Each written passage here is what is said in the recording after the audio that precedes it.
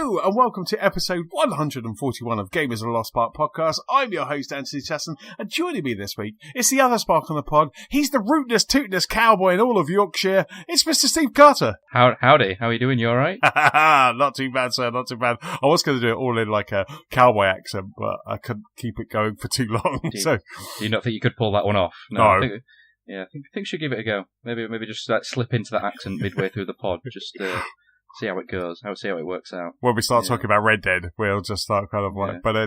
But yes, how are you, sir? How are things in your world? Yes, very good, very good.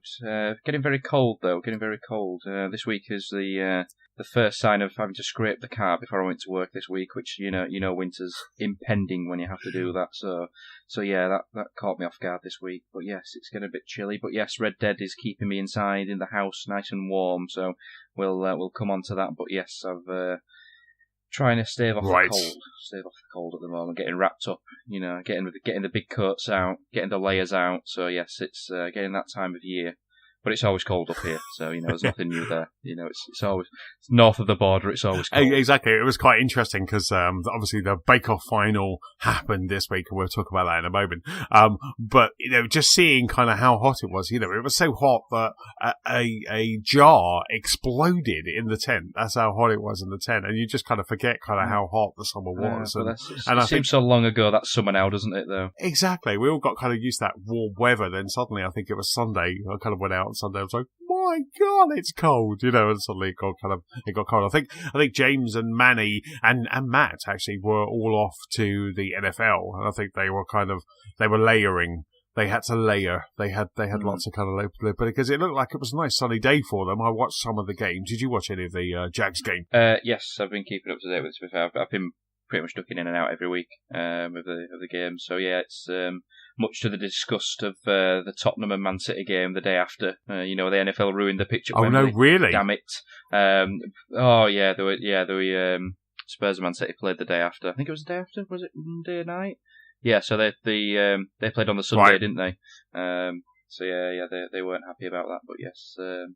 Because the ground's not finished yet, is it? Do you know what I mean? The new Spurs ground isn't, because that's the one that's got the dual layers, isn't it? It's got the football pitch, or the American football pitch on top, and then it opens up and there's one underneath it, isn't there? So, yeah. But yes, I was keeping up to date with it. Yeah, it's a shame that it's not, obviously it's the schedule of the American football season, but it's a shame it's not sort of in our summertime, because it's, it'd be good if they could have a good game where it was nice weather in there, because it does get bloody cold in, football stadiums and things like that, when they get the wind whipping through the stadium and what have you, so it does get cold, so, but yes, it's getting that time of year, unfortunately. It's getting dark when I'm leaving work as well, which is always, it's always depressing. You go to work in the dark, you leave work in the dark. It's all the hours of the sun are gone while you're sat inside the office. So yes, it's the things like that.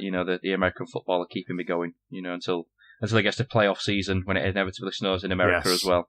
So it's getting that time of year. Almost Christmas, Anthony. Almost Christmas. I got my holiday first, so I'm off for a couple of weeks. In a couple of weeks' time, I'm off for a couple of weeks. Or actually, less than a couple of weeks' time, but I'm off for a couple of weeks. And the first stop it's 30 degrees at the moment in Orlando, so I'm going back to shorts and t-shirts.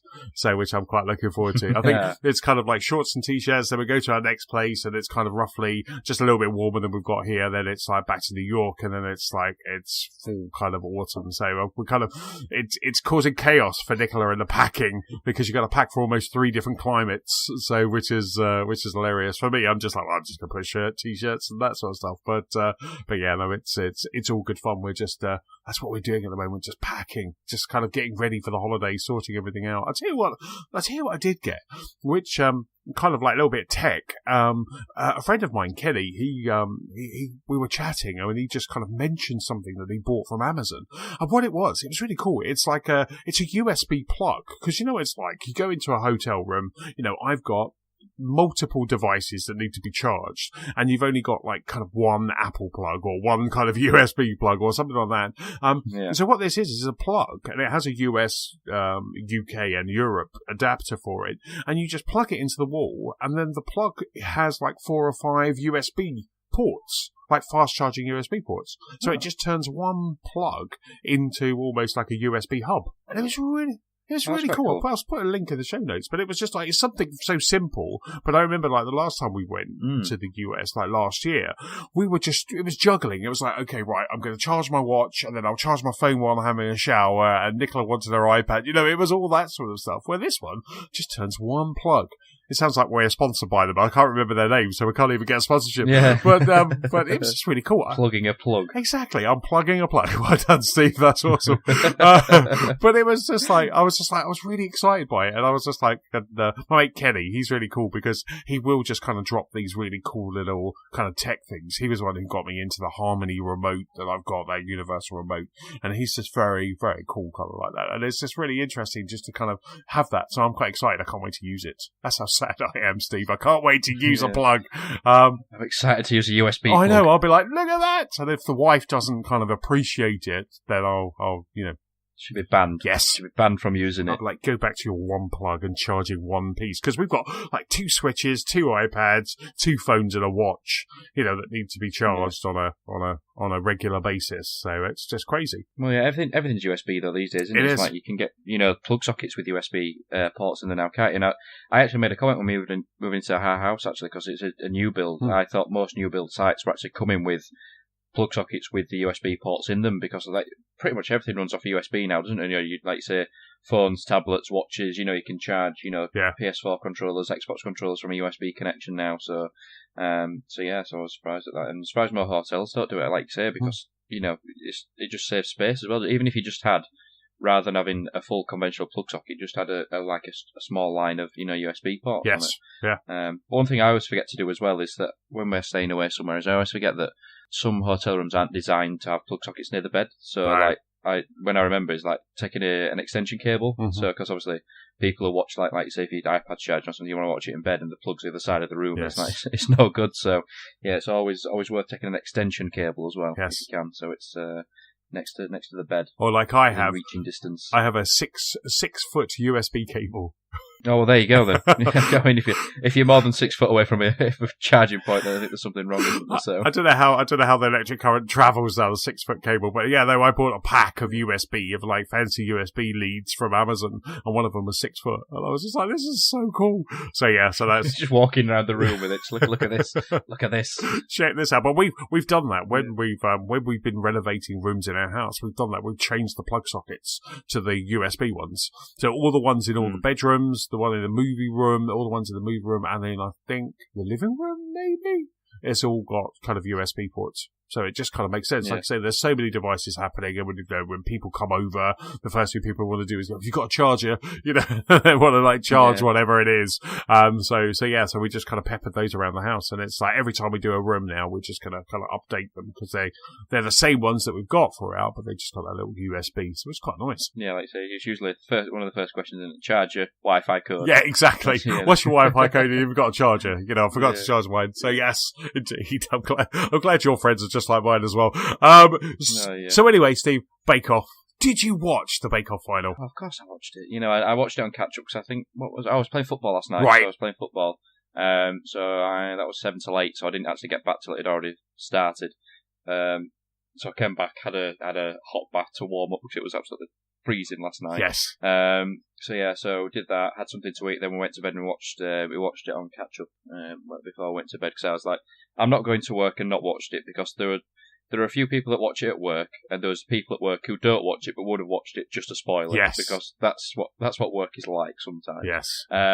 So I had to watch it no matter what, and so we did. So we watched it. I can't remember if I staved off our WhatsApp group on purpose last night because I didn't know if you guys were watching it live or not. No. So I think me too. I had my phone facing down because I was just like, I didn't want, to see a tweet or a new, breaking news on Apple or whatever, all that sort of stuff, So yes. When I came in, I said just avoid social media. Yes. So don't go anywhere near it, because if I see anything about it, it will ruin my evening. But yeah, I think when I eventually checked the WhatsApp group, I think I had about 20 odd messages to catch up with. So, but I felt a bit disappointed by it. I'm not gonna lie. I felt there was a bit of a sad ending, really. Yes. In terms of the performance from all three bakers. I thought it was a bit of a sort of a damp squib, really. I thought, I mean, spoiler alert, if you don't want to find out the result when you haven't listened to it, turn off now. Stuart. But yeah, I thought Rahul only won because he wasn't as bad as the other two when it came to the final challenge. Because I think everyone had kind of had mixed results on the donuts. Everyone did. The donuts were good. The pita breads. The donuts were good. I mean, the donuts. I mean, Ruby's donuts were. Ruby's donuts look really nice. You know, the cinnamon. I'm a bit of a sucker for a cinnamon donut, but they look really nice. Yeah. And obviously, you kind of saw all the way along, like that one that Raul did have. He had some good flavors. You know, he maybe kind of like overstuffed it a little bit. But you know, if I got and they were huge as well. Yeah, if I got a Krispy Kreme that was that big and that full, I think I'd won the lottery. I'm like, yeah, get that in my face. You know. And so I was quite happy with that. But you're right. Yeah, the pita bread. It wasn't pita breads, was it? It was no, it was pita breads. Yeah, it was. Yeah, that was an odd breads one. on the slate, wasn't it? Yeah, that's an odd one, wasn't it? That was an odd one. Yeah, well, that seemed like something they should have put just like midway through. You know, it just seemed like, like I know they were trying to do something new for this year. Do you know what I mean? But like. Do that earlier. Do you know what I mean? Yes. So, I mean, they probably couldn't because of numbers, but yeah, it just seemed like an odd one just to throw in there. Do you know what I mean? Because it was like donuts, then pita breads, and then it was like the big sort of showstopper of like a sort of a cake display. You know what I mean? There didn't seem to be sort of any pattern to it. Do you know what I mean? So I mean, the donuts, like you say, that's like I think everyone had sort of positive and negative, because like Rahul's were too big and overfilled despite it being a nice filling. I think Ruby's, the one that they had, wasn't filled enough, but the dough was nice. Yeah. I think Kim Joy's were really well decorated, but I think, didn't they say that one of them, they didn't get much flavour in one of them, I think, so. So they all had mixed results on there. The pittas, pretty much everybody, I think, had a bit of a shocker on that one, didn't they? Yeah. Because obviously they had to say that, the stone couldn't be too hot because it killed the yeast. But yeah, I feel like they all had better weeks during the run up to the final. In terms of what they produce. In terms of the technicals that they've done in the showstoppers. Because if you look at like sort of Kim Joy's, snowflake biscuits that she did, Rahul sort of his big sort of tempered chocolate cake where he had the big dome on it and things like that. They all had better weeks, and I thought they all looked messy. Yes, you know what I mean? they really did. Yeah. None of them, they were supposed to make this fancy window display, and it's like, none of them looked like that you could put them in a window. Yeah. It's just like, no disrespect to any of them, because, they were working on them for 4.5 hours, but like, like a design technology high school class, you know what I mean? Like a sort of a project from there, do you know what I mean? And like I say, I think Rahul only won because I think his looked the most sort of complete package, you know what I mean? And even then it was kind of, the sort of, I mean, the cactus things that he did were cool. When he was packing that out and it stood up, I was like, how has he done that? Yeah, exactly. Yeah, what is he doing? I thought he was just going to like just fall over or, just go straight running. And it's like, no, what's he doing? And then, and then I said to Anna when we were watching it, I said, if Ruby wins when she's put an actual ball on it and just put the dipping sauce in it, there's no justice, because I appreciate what she was trying to do, when she was trying to make that ball. I can't remember what she was trying to make it out of now, but yeah, when she was trying to do it and she burnt her fingers, I appreciate that. But you can't just put a ceramic ball in the middle of a bake-off bake. Do you know what I mean? It's like a cardinal sin. It's like on MasterChef when they serve raw chicken or something. It's just you're in trouble when that happens. But yeah, it's one thing that I picked up on as well. I don't know if you did at the end of it. When it shows you kind of the outro and what everyone's been doing since the show. Yes. Because I think there was quite a sort of a heavy north and south divide this year, wasn't there? There was a lot of people from kind of London area, but then a lot of people also from sort of like Yorkshire area as well, because I think then it was like, oh, the people from down south have been meeting up for having wine and baking parties, and then the people up north have been having like sort of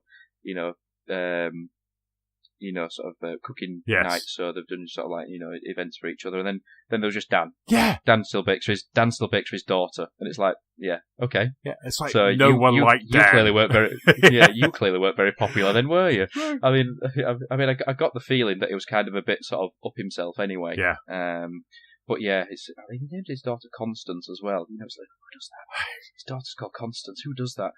But yeah, just on the outro, I was like, oh, you were clearly a popular contestant then, weren't you? But yeah, I feel like they were all, obviously barring down, I think they were all quite, close knit this year. I think they all kind of they were helping each other, weren't they, and stuff. Yeah, helping each other, very friendly. And it was quite touching. When Terry went out, I don't know if you've seen on there.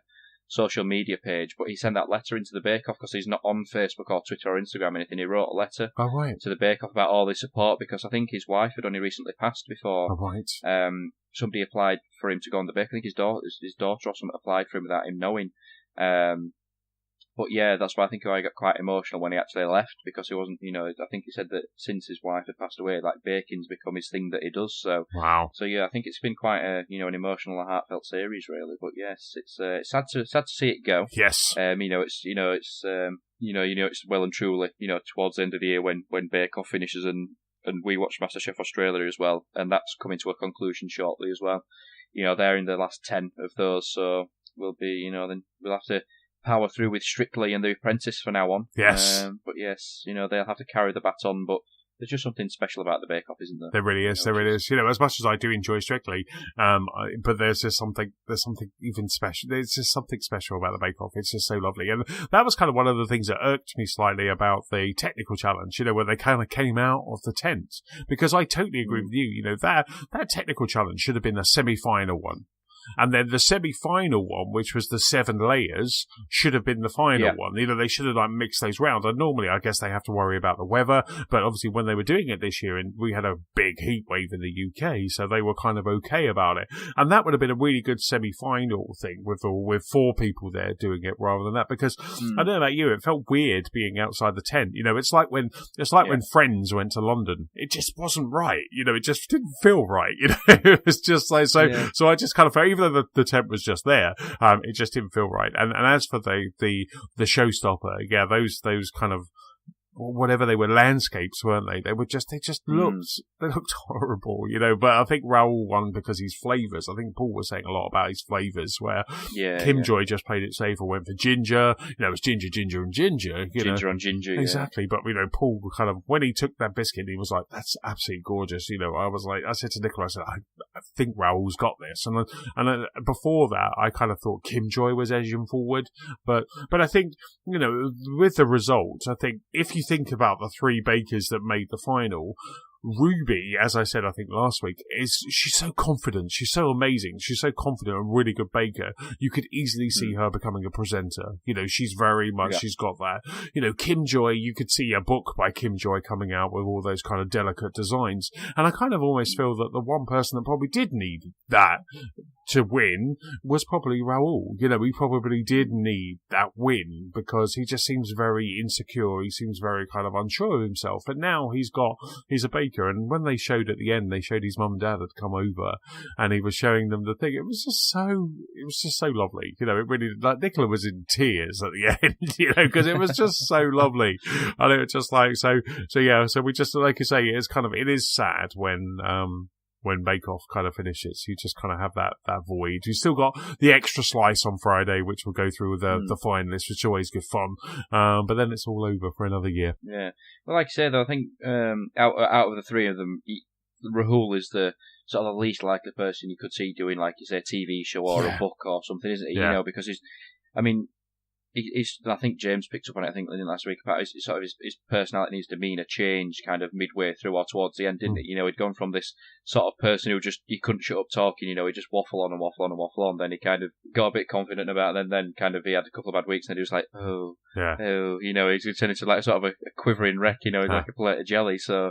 But yeah, he seems like a really nice guy, do you know what I mean? And in terms of, and it really sort of surprised me and just showed there's a lot of good in the world, when he was sort of at work, he met sort of 2 people that said, they took him in, because he moved over to this country. Yeah. It's like, that's a big deal, especially in like today's society, to just meet a complete stranger, and albeit, yes, you work with them, but, to just welcome a stranger into your home, just who's moved to another country, that just shows that, there are some genuinely nice people out there, because like they were saying, they see him as a son, he's always, but, they introduced him to baking, and, considering that he's been in this country, about 8 years or something, I think they were saying, and he's picked up our sort of flavours cuisine. It's like this week, I've never eaten a donut before, do you know what I mean? Yeah. It's like, there's still things that he's not had, do you know what I mean? And it's just, it's just a nice, I think it was a nice ending, do you know what I mean? And, I think James was saying that he didn't know if he was genuine or not, but I think I think he still was, when it came to the final, he'd been announced the winner, and, it was kind of, I think it was quite heartfelt, what I mean, in terms of, his acceptance and how, grateful and gracious he was, to have won. So yeah, he's and you might bump into him, he's from around these parts, isn't he, from up north, so, he's living up here, so, he's living in Sheffield, so, it's not too far away. Wow. Could be, brushing shoulders with the stars, just, and I think go to a Rahul, baking party. Exactly. I think the one who, the lady who won it a couple of years ago, I'm trying to think of her name. She's from like Leeds as well, because my sister's boyfriend. Oh, yeah. I remember. Nadia. Yeah, that's it. Nadia. Yeah. So her kids go to a school that's not far from where my sisters are. I'm just like, that's so cool. It's just like, because just my house backs onto Matt's house from Bake Off a couple of years ago, Matt Riley. So he's like a neighbour, and then I was like, I said, when my sister came down a couple of probably last year, I was like, see that house there? I said, that's Matt Riley from the Bake Off. And so then they were like, well, that's Nadia goes to my school. It was all that sort of like, we have a Bake Off famous person, and we were trying to chest and trump each other. I was like, but that, I can shout Matt and he will answer. I'm like, could you make me some pita breads, please? Yeah. He provides me with fancy bakes. Yes, exactly. Why doesn't he do that? Why doesn't he hand over French fancies over the wall? That's what I want to know. Yeah, I think you need to sort that out. I say hello to him when I see him in Tom Wells. It's just like, hi. He's like, hi, and that's it. We're just kind of like, so we're like best buds. Yeah. Does he wear patches as well? Yeah, yeah. Well, it's you have to. The council gives them to you. Is that a requirement for having a house in that area? Exactly. And I'm waiting for when I turn 60 that I'll just get a pair of salmon trousers will appear in the post. Yeah, and that's it. Exactly. Why else do I pay my council pair tax? Of as well. Yeah, exactly. So, anything else? What else have you been up to, Steve? Is that it? Kind of really Bake Off? That's it, really. Yeah, like I say, we've been watching the Australian MasterChef. The Apprentice is on now, isn't it? That's on tonight. I think, is it Wednesday night? We're on Wednesday night, so that'll be on soon, won't it? So catching up with that. Did archery twice last week. Right. Sent a picture to the WhatsApp group. So yeah, that was bloody cold on Sunday. Those targets were so far away. They were so far away. Yeah, I think that, like I said, I think the picture looks. I think it does it more just in terms of distance than it actually is, because I've just started again from like I said, I think it was last on. I think it's the first time I shot in about 12, 13 years. Yeah. So the one that I was shooting on was 20 yards, and then the other one that the other people shooting on was 30 yards. But next time I do it outside, I'll be shooting at 30. But it's like the club that I shoot on a Friday night is indoors, but outdoors is just another complete ball game. You got to compensate for the wind, the extra distance, just all sorts. So yeah, it's I shot Friday and Sunday, so I just want to get back into it. It was something that I stopped because of A, cost, and B, because I was going through that sort of teenage angsty time when I first started doing it. I was going through a growth spur, everything just went to pot, so I was just getting annoyed and angry. It's like, yeah, that's it, never doing it again. Right. But now I'm kind of matured, yes. Now I've settled down, I'm not growing anymore, ripe old age of 27, I'm going to get back into it, and, it gives me something to do, and I enjoy it, I just sort of mixing in a different, swimming in a different circle, just seeing people, because there's still people at the club from when I was younger that are still shooting there. Right. So, going back and, talking to them about what's happened, people have come and gone, that sort of thing. So, but yeah, I enjoy it. It's just it's a bit different, isn't it? It's just a bit sort of that's so cool. A bit niche. So, yeah. But that's it, really. Yeah, played football last night. Probably play a bit of Xbox tonight after we've podded. Fantastic, superb. Yeah, I think the only other thing I think could think of is like we finished Daredevil this weekend, so we basically got.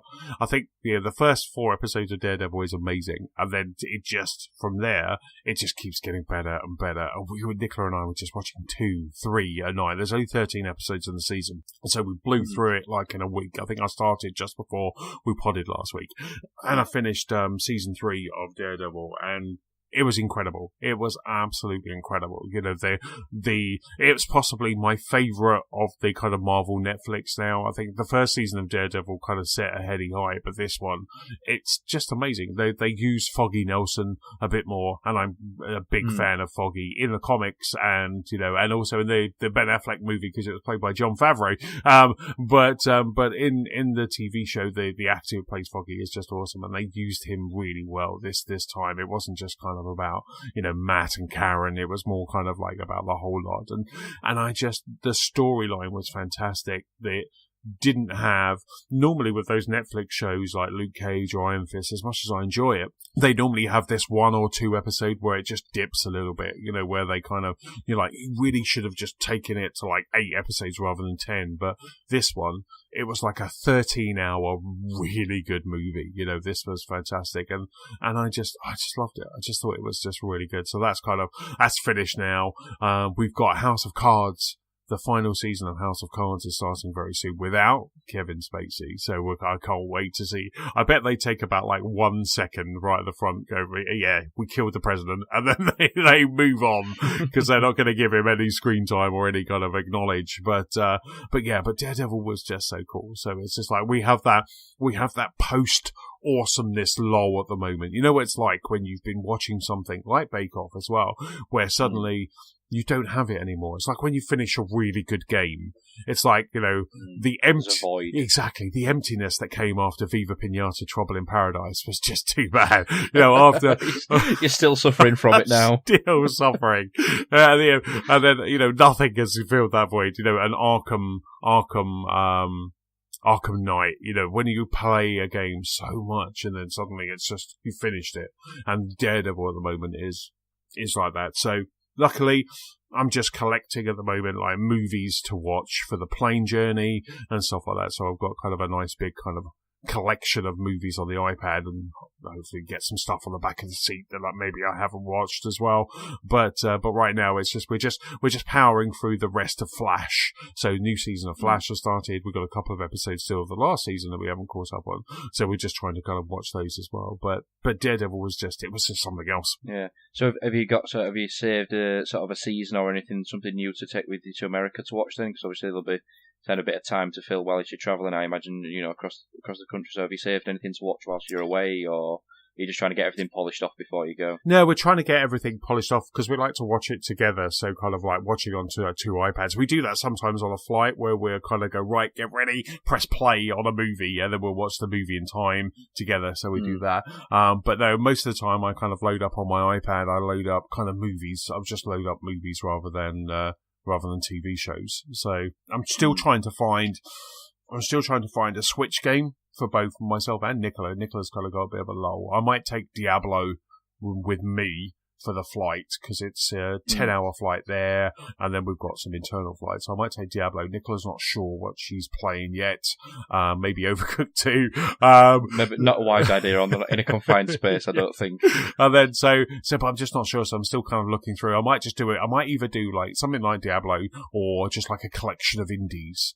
Just kind of like take a collection of indies. Coming back, we have no problems at all because coming back, Nicola will have Civilization. No, it's not Civilization Revolution, is it? It's just Civ 5. She'll have Civ 6, which is coming to the Switch, and I'll have Pokemon. So I'll have like Let's Go Eevee, Let's Go Pikachu. So I'll have that. So coming back, and then we'll also that's got announced. We've got a press release. The Spark's got a press release to say that Kingdom Rush Frontiers is coming out on the 22nd as well. So when we're coming back from the US, we've got, on the same day as Civ comes out, Civ 6, which is Nicola's a big fan of, we've also got Kingdom Rush Frontiers as well. And Kingdom Rush is like a tower defense game, an amazing tower defense game on the iPad. So we've played most of those. And so that's coming. So we've got a lot to do on the way back because, I don't know about you, but I don't really sleep on a plane. Nicholas tries to sleep, but for me, being on a plane for, I think we'll be about 8 hours on a plane, that's 8 hours of me time. That's 8 hours where I could be reading comic books, watching movies, playing games, and no one's going to interrupt me. So I just like to I stay awake. I don't go to sleep. And then I have this annoying ability to kind of just adjust to whatever time zone I'm in. So the moment I'm off a plane, I'm in that time zone. Like Nicola's like a zombie. No jet lag or anything. No jet lag or anything. Nicola's like a zombie for the weekend. I'm like, right, we're back in UK time now, are we? And I'm just like there, and that's it. Yeah. So it's annoying, and then and she looks at me like you're really annoying. But yeah, so I just enjoy that time. So coming back, I'm fine. Got lots of stuff to do. Especially, I'm looking forward to playing Let's Go Pikachu, Let's Go Eevee. I'm looking forward to playing that on the way back, and possibly when we're walking around New York, if there is a a bit of a Go integration. I mean, I guess we'll know a bit more because we haven't got it in the news, but there's going to be a Nintendo Direct, isn't there? Probably when we're posting this pod tomorrow, there's going to be a Nintendo Direct, and they're not only going to do more Smash Brothers, they're going to do, there's going to be some gameplay of Let's Go Pikachu, Let's Go Eevee, and some other stuff as well. Yeah. How can there be more Smash? Literally, how can there be? What is left to tell? You know, what? You know, you might as well just sit and watch them play the game because they've told you that much about it. But yeah, it's hopefully that'll just be a very, very brief snippet, and you know they'll focus more on, like you say, because Pokemon is imminent. You know, its launch is very, very imminent. So hopefully we'll get to see a sizable chunk of that, because obviously we've had the sort of the small snippets, haven't we, in terms of the sort of the 3D rendering of the rejuvenated Kanto region and things, because both Pikachu and Eevee follow you around now or walk with you, don't they? Mm-hmm. So and I think, am I right in saying that the battles are now sort of live as well? So in terms of that the wild Pokemon are kind of wandering around sometimes as well? Have I seen that? Am I making that up? I can't remember. But yeah, it'll be interesting to see, what sort of new things they've added to it as well. How they, like you say, how the full integration with Pokemon Go actually works. How that fully melds into together. So yeah, that'll be interesting. But like you say, there's so much for you to be looking forward to when you come back, though, isn't there? Because we've got other things coming out. There's like Fallout coming out as well, isn't there? So there's so much that come when you come back, and you're in a sort of like that post-America depression slump. The emptiness again. You'll have plenty to but I mean, I've not been I've never flown on long haul, so I don't know what I do on a plane. Do you know what I mean? I'm kind of, the furthest I've flown is to Germany and back. Right. I've not actually. I'm very, very poorly travelled. In terms of England, I've pretty much been everywhere in England, but anywhere out of the country, I'm kind of quite landlocked. So I mean, I would love to go to America. It's kind of one of the things that I am hoping to do, and should it be affordable, hopefully go there on the honeymoon. Yes. But yeah, I'd love to go just eat and drink like you'll be doing. So yes, I don't know what I'd do. I'd want to sleep because I don't mind flying from the flights I've been on, but it's not my favourite thing. But I'd kind of probably want to watch movies, but kind of sleep as well. So I don't know. I don't know which way I'd say it. It's a long, 8 to 10 hours is a long time, isn't it? It's a long time. Yes. Yeah. I'm just like, I'm very kind of almost like obnoxious, because I just kind of sit on I go, right, I give Nicola everything she needs, like water, some sweets, biscuits, all that sort of stuff. I'm like, right, I'm plugging in, stick my headphones on, and then the next time she'll talk to me is when we're eating, when food comes around.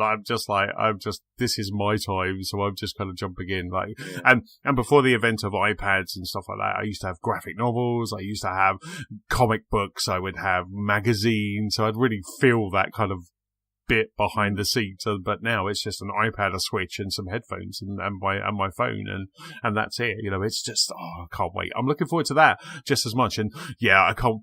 But the great thing is, if after that, because I'll watch that Direct tomorrow, and if after the Direct they're talking about kind of Pokemon Go integration with Let's Go Pikachu, Let's Go Eevee, then I'm quite up for, when I'm walking around Austin, Texas, and when we're walking around New York, to not only eat too much food, but also try and catch some American Pokemons.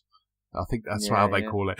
Just catch some American Pokemons and do that. Just get some Pokemon from Texas and from New York will be quite cool. So I'm looking for that. And if there is that integration, I think it might kind of get me playing Pokemon Go, because I was all excited for Ghostbusters Worlds, but I think I played that for like 3 days and then stopped playing it. I was like, I got a notification on my phone. I've actually got a new phone on Saturday. And then it was like, oh, you need to sign in to Ghostbusters Worlds. I was like, yeah, I'll just delete that. I just deleted it. No, I really don't. I really don't need to sign in. It didn't make the cut when I went over to my new phone. It was quite funny. So I was just like, yeah, no way. As James predicted, kind of like, I was excited and fell off it quite quickly. But anyway, let's talk about some awesomeness that is Red Dead Redemption 2. So, Steve, what have you been playing? Just a small game, just from a small game from a small company called Rockstar, and I think nobody will have really known about it. No. It's one of these games that slips under the radar, sort of only a cult following. It's a grower.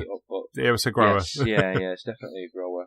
But yes, obviously, needless to say, we have all collectively, I think, amongst us, have been playing Red Dead Redemption 2, which I think it's impossible to have avoided the launch of it, given that on every bus, on every TV, set of adverts on TV, everything on the internet, there's adverts for this thing everywhere. It's impossible to avoid Red Dead Redemption 2.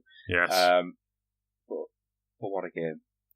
What a game. It came out on Friday last week. Yep. I took the Friday off of work just to play it. Ben got it digitally, so I downloaded it on the Xbox. So I had pre-installed it on the Wednesday, I think it was. Thursday night struck Friday morning. Played it from midnight till probably about 3 a.m. Then called it a night because I could have easily kept going. But, wow. I thought, 12, 24 hours without sleep, probably not a wise idea. So then I probably got up about 9:30. And I went to work. She works from home, so she went in the office. And then I probably sat and played. No, she didn't actually. Sorry, she had the day off. Right. So she went out with her mum. So I had the house myself. But I probably got up about 9:30. And then didn't emerge from the games until about 3 o'clock in the afternoon. Wow. You just lose yourself in that game. You just blink and hours have gone.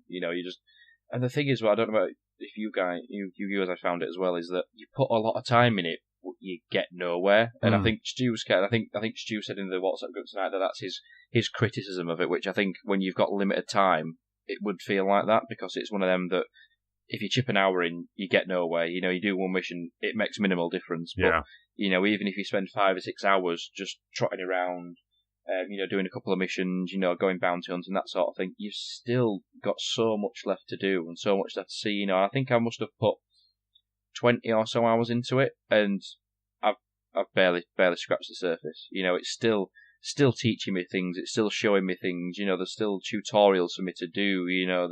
There's plenty for me to see. I've not uncovered all the map yet, and I don't want to necessarily. I want to savour it. I've kind of, I've kind of stayed insular to where you go. See, there's this kind of the intro sequences where you're in the winter, and then obviously you get a camp set up, just outside Valentine, and I've kind of just made a sort of a concerted effort to not wander too far away from there, to kind of not, open the world up too far, to stumble across, either a gang or a fort or, a bear that I shouldn't, stumble across and it, instantly wipes me out. But yeah, it's just so much fun.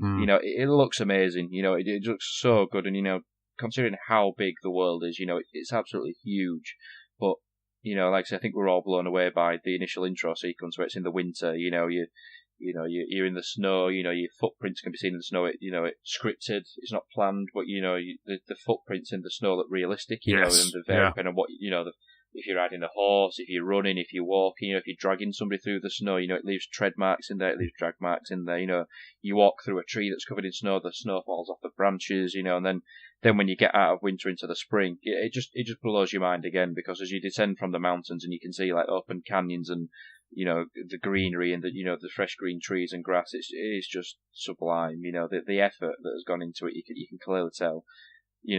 If what the rumours that we were talking about before had to be true, about the hours that they've been putting in, it's clearly paid off. You can see those hours paying off. It's sometimes you think games of how long they've had in development, it's not really paid off, but this clearly has been worth it. Do you know what I mean? And it's just stunning. It's just stunning.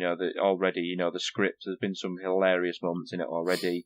The writing, the acting is just, it's just typical Rockstar. It's Rockstar to a T, and I don't think I'd want it any other way. No. I found myself, I guess caveat for me is that I've been playing it. I played it when it first came out, and I've been playing it, and then I was switching between Xboxes, and I kind of come into a bit of a problem, which I was telling you guys last night. I came into a bit of a problem where I was playing it on the smaller TV, and I just finished work, and I was like, I need to play a bit of Red Dead. I had an hour before Nicola got home. So I was like, need to play a bit of Red Dead. Went on to the bigger TV, the kind of 4K TV, and my save hadn't saved, so it had taken me right back to the start, to the opening mission where you take out Colin Driscoll's gang with the lovely kind of cowboy water tower, and it had taken me from the end of the tutorial to where spring is breaking, right back to there, and I was just like, oh. So I kind of jumped onto the other one. I deleted the save on the Xbox One X, went onto the other one, it was still there. I tried to save that and kind of save that save, and it wouldn't allow me to save it, but I just kind of let the Xbox kind of do its thing, went back onto the other one, and it would just taken me back to there. So I have a problem. So I kind of played it all the way up through the tutorial and was loving it and was enjoying it, but now I have to... And I got so fed up, and I just wanted to play some games after work, so I played Forza Horizon 4, or Horizon, as I put on the pod notes. Forza Horizon. I didn't even know. I played this new game, Steve, called Forza Horizon. But so I just got to the point where I was just like, Bucker. So with my impending holiday, because Steve, I'm going on holiday soon. With my impending holiday, I'm thinking I may park Red Dead now until when I get back. Because I've only got a week and change before I go away, so I might just like park it before and then play it when I get back. But what I was playing was just incredible. It was absolutely fantastic. I found myself, there was one point where I just sat. There was Duke, Dutch. Sorry, there was Dutch and another guy, and they were just chatting amongst themselves. And I just sat on a chair. I just sat on a chair and just watched them. And every now and then they would just break into conversation. They would just start talking. And I was just like, this is fantastic. Obviously this is not what I paid my £60 for, but this is amazing. This is absolutely fantastic. So I just watched them. And then, like I say, you kind of kick open the door, trudge through the snow, because it really feels like you're trudging through. It feels like you're in treacle. And they really kind of do nail the movements.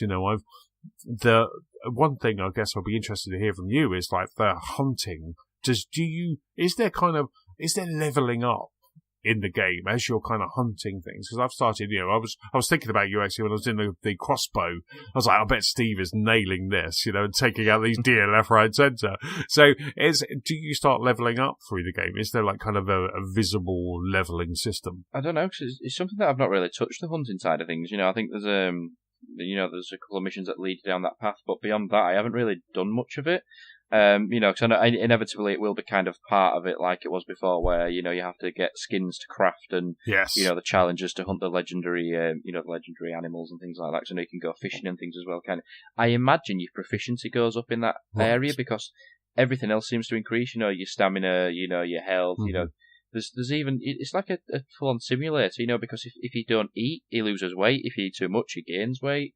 If he doesn't sleep, he becomes too tired. If he doesn't eat, he loses health. So, there's a lot of things that go on in that game, and I think that kind of brings back what was it San Andreas? When CG, you had to, take him to the gym, he could make him fat, this sort of thing. So it kind of harks back to that a little bit, but I imagine that your proficiency goes up in those areas, or if not, at least sort of like you can get better bows, you can get better fishing rods, better items to make you more proficient and a bit more deadly in that area. Because certainly in one of the missions where you are hunting one of the legendary animals, I thought I'd be smart and I'll just go after it, and it mauled me. It just insta killed me straight away. So I think it'll be a case of you can craft some more sort of baits or something to kind of sedate them or pacify them a bit better.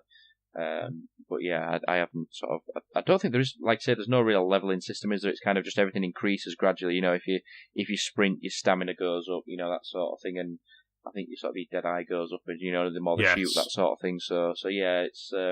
I think it's just a progressive thing, I think. And you can eat more food as well. You can eat different food, can't you, to improve Deadeye and stuff like that. And I'm really, the couple of fights that I've been in, the couple of gunfights I've been in, I've really enjoyed them.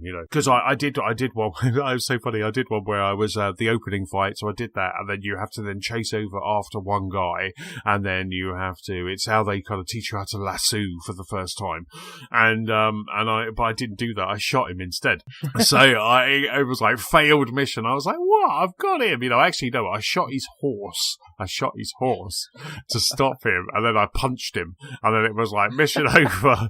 And then so I instead of saying like replay from checkpoint, I did replay mission. So that's why I've kind of just put it down, because I've now done that same mission. This will be the third time that I've had to do it. But doing that kind of gunfight at the start is really good fun. I'm really liking it, and just taking everyone out, just kind of like, and the auto aim just feels nice. It's not, you're not kind of like trying to struggle to aim with old timely weapons. Again, it's just that kind of, they really have nailed the aesthetic and the feel of the weapons, and each weapon does feel different. And then kind of going up into the woods and chasing those other guys and just taking them out, it just felt really cool. I'm really enjoying it. Like I say, if my save hadn't have corrupted, I'd probably have played as much as you. Because how many hours have you played now? I guess you must be in the double figures. Yeah, like I think I must have sunk about 20 hours or so into it, because combined, I think if you work it out, what's from sort of like 9 till 3, like 7 or 8 hours, and then I played over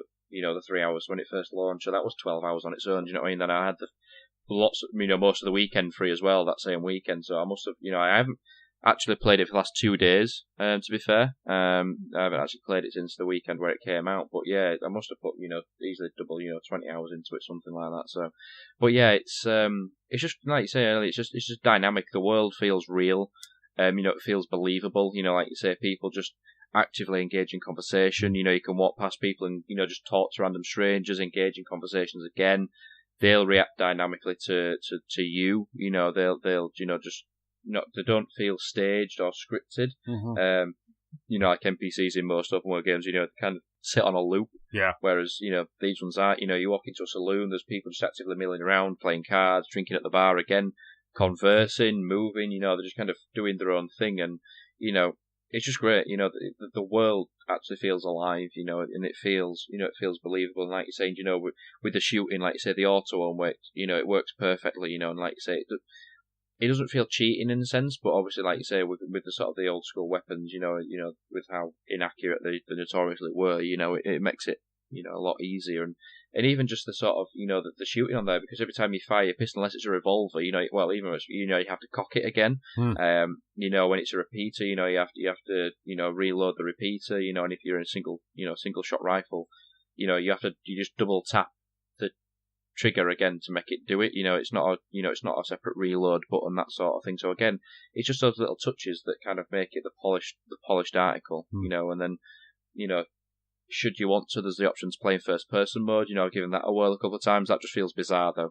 Playing Red Dead just doesn't feel right in first person mode to me. It just feels wrong. But it's good to see it. In terms of just to look at views and things. When you're riding a horse, to see what it's like, that sort of thing. But I think the one thing I've enjoyed as much as playing it as well is watching the cutscenes, watching things happen, and also watch other people play it as well. Yes. Because I've seen a lot of people saying that it's the best video game out there, but probably one of the best movies or TV programs that are out there as well, because of the story and how well everything is acted and written and unfolds. Because there's a cinematic mode as well where you can kind of have the dramatic sequences while you're riding the horse, that sort of thing. But so much content and streaming, twitching, YouTube videos have come out off the back of it already. Yes. That it's just kind of absorbed everybody. If you go on your friends list of who's playing what, easily 90% or more of people are playing Red Dead. It's just a Rockstar product that encapsulates and then absorbs everybody, but for all the right reasons. It's not like a Call of Duty that people buy it just because it's Call of Duty. People buy this because they know it is potentially going to be, or probably will be, the game of the year. And it is, it's fantastic. And, even sort of like the videos, I don't know if you've seen any, but some of like the glitch videos that are out there already as well, just like the humour videos as well, because Ollie at work, he's quite big into video games, and we, for most of this week, all we've been talking about is Red Dead, whilst we've been playing it over the weekend, we messaged each other talking about it, then he's been like sort of sharing videos and things about, glitches where horses have just flown into the air, and videos where, an accidental button press, somebody's walked up to the horse and punched it in the face, and then turned around and kicked him in the head, it's just, I don't know about you, but the one sort of minor niggle I found is the horse controls are a bit iffy. Right. They're a bit, I found them just a bit of a pain to control, which I know a horse probably isn't the easiest of things to manoeuvre. But sometimes when I'm turning and the camera's just a bit reluctant to swivel round, and you try and avoid like a rock or a wall, then the horse just suddenly trucks into a rock, and then you just go flying off the horse, and the horse is laid on the floor flailing around. It's just, I don't know if you've run into anybody else on a horse as well. But yes, that's also highly entertaining. Yes. I think I had somebody hogtied on the back of my horse, and then I accidentally ran into somebody else's horse. The guy on the back of my horse fell off the horse and died. So Oh, no. that was So that was quite funny. But yeah, it's it's just great. It is just it is pretty much as close to perfect as you can pretty much come, which is what you expect from Rockstar. And even for me, just this in its current form in single player, it's as close to perfect and probably will be my game of the year for this year. Yeah, I don't need a multiplayer mode. I don't know about you, but I don't think it'd probably be good to kind of, if you could do a sort of a Forza kind of thing where, the Sparks could assemble and sort of, get a posse together and sort of, like sabotaging the Wild West maybe, but I'm happy with a single player. I don't know about you. I think if we can do that, I think if we can kind of get together as a group, I think that would be hilarious, and that would just be fun. But what I've been playing from the single player, and you're right, running into someone on the horse, they're like, "What are you doing? Get out!" They react to it. It's actually a reaction, and that's one of the things that I do love about this. It's those little touches that I really like. I'm just when I was playing it, and I had the headphones on. At one point, I kind of took the headphones off, and I was playing it kind of with the surround sound, and it was really rattling around the surround sound. It's the sound department for this game, deserves some accolade because it just sounded incredible. The wind when they were right at the start, when they were in the winter, the wind was just rattling around the back of the back speakers, and I was just really loving it because I think when you kind of set it, in one of the settings you can say that you're listening to it either in headphones or surround sound. So I just did that, and it was just, I kept changing that depending on what Xbox I was on. But like I say, if it wasn't for that glitch, I think I'd be playing a lot more because I was just really enjoying it, and it's good. It's good that a game kind of just transports you like that game does, and I was just really felt like I was just so happy to play it. I think I was playing it Saturday morning. I woke up straight away, and then when you wake up and you're like, Saturday morning, I'm gonna go downstairs, and straight away kind of just like run downstairs and kind of played a bit of that. And then again on Sunday when we got an extra hour on Sunday, which was great fun. So it's a shame that I've lost some of my time, but at the same time, it's I get to play it again, I guess. I get to go through that stuff. And I must admit, the hunting at the moment, I'm a bit clunky, I'm a bit clumsy. I had to chase the deer before I actually shot it correctly. I must admit I did that because it's you forget that because obviously you've got the stamina bar that when you kind of run after the deer, that his stamina and ability to hold the bow at full draw is kind of very limited. So then he starts kind of shaking all over, and you're trying to shoot a deer. He's already tells you aim for the head or the heart, and you're trying to get a precise shot away. You do have to do a bit of fair trailing around, but it's just certain little touches like that because it is, as an archer, it is a. Albeit people probably won't think it, but you do need to have kind of full control over it to get a decent shot away. So if you have just sprinted after something for 40 yards, it will be hard to kind of to shoot something. So it's just those kind of little touches, and just the sound, when you're kind of riding through, like you were saying about the sound, when you're riding past something and you kind of hear something in the background, there's somebody shouting or there's somebody shooting, and they're kind of like an open canyon or quarry or something, and it just echoes, beautifully, or the shouting echoes beautifully, it's just, I've got a sound bar in the game, so I don't have a full surround sound, but even then, it just sounds beautiful, it just, like you say, every department on this game has just pulled out all the stops for it, and it's just, I can't see me playing anything else for quite some time, apart from dipping in and out of like the likes of Forza again, Fallout when it comes out, and Pokemon, but that will easily see me to Christmas and beyond, just to see everything that it's got to offer. Absolutely. It was really interesting to see that straight away after the weekend, Rockstar has already announced that the game had made $25 million in 3 days. So on Friday, Saturday, Sunday, it had made $725 million, which is only kind of, I think, second to Grand Theft Auto that made $1 billion in the same time. And it's just crazy, it's just like crazy money, but it just shows everybody loves Rockstar games. Yeah, I know it will have cost a lot to. I don't know if there's a figure saying quantifying how much it will have cost to produce, but it's not that.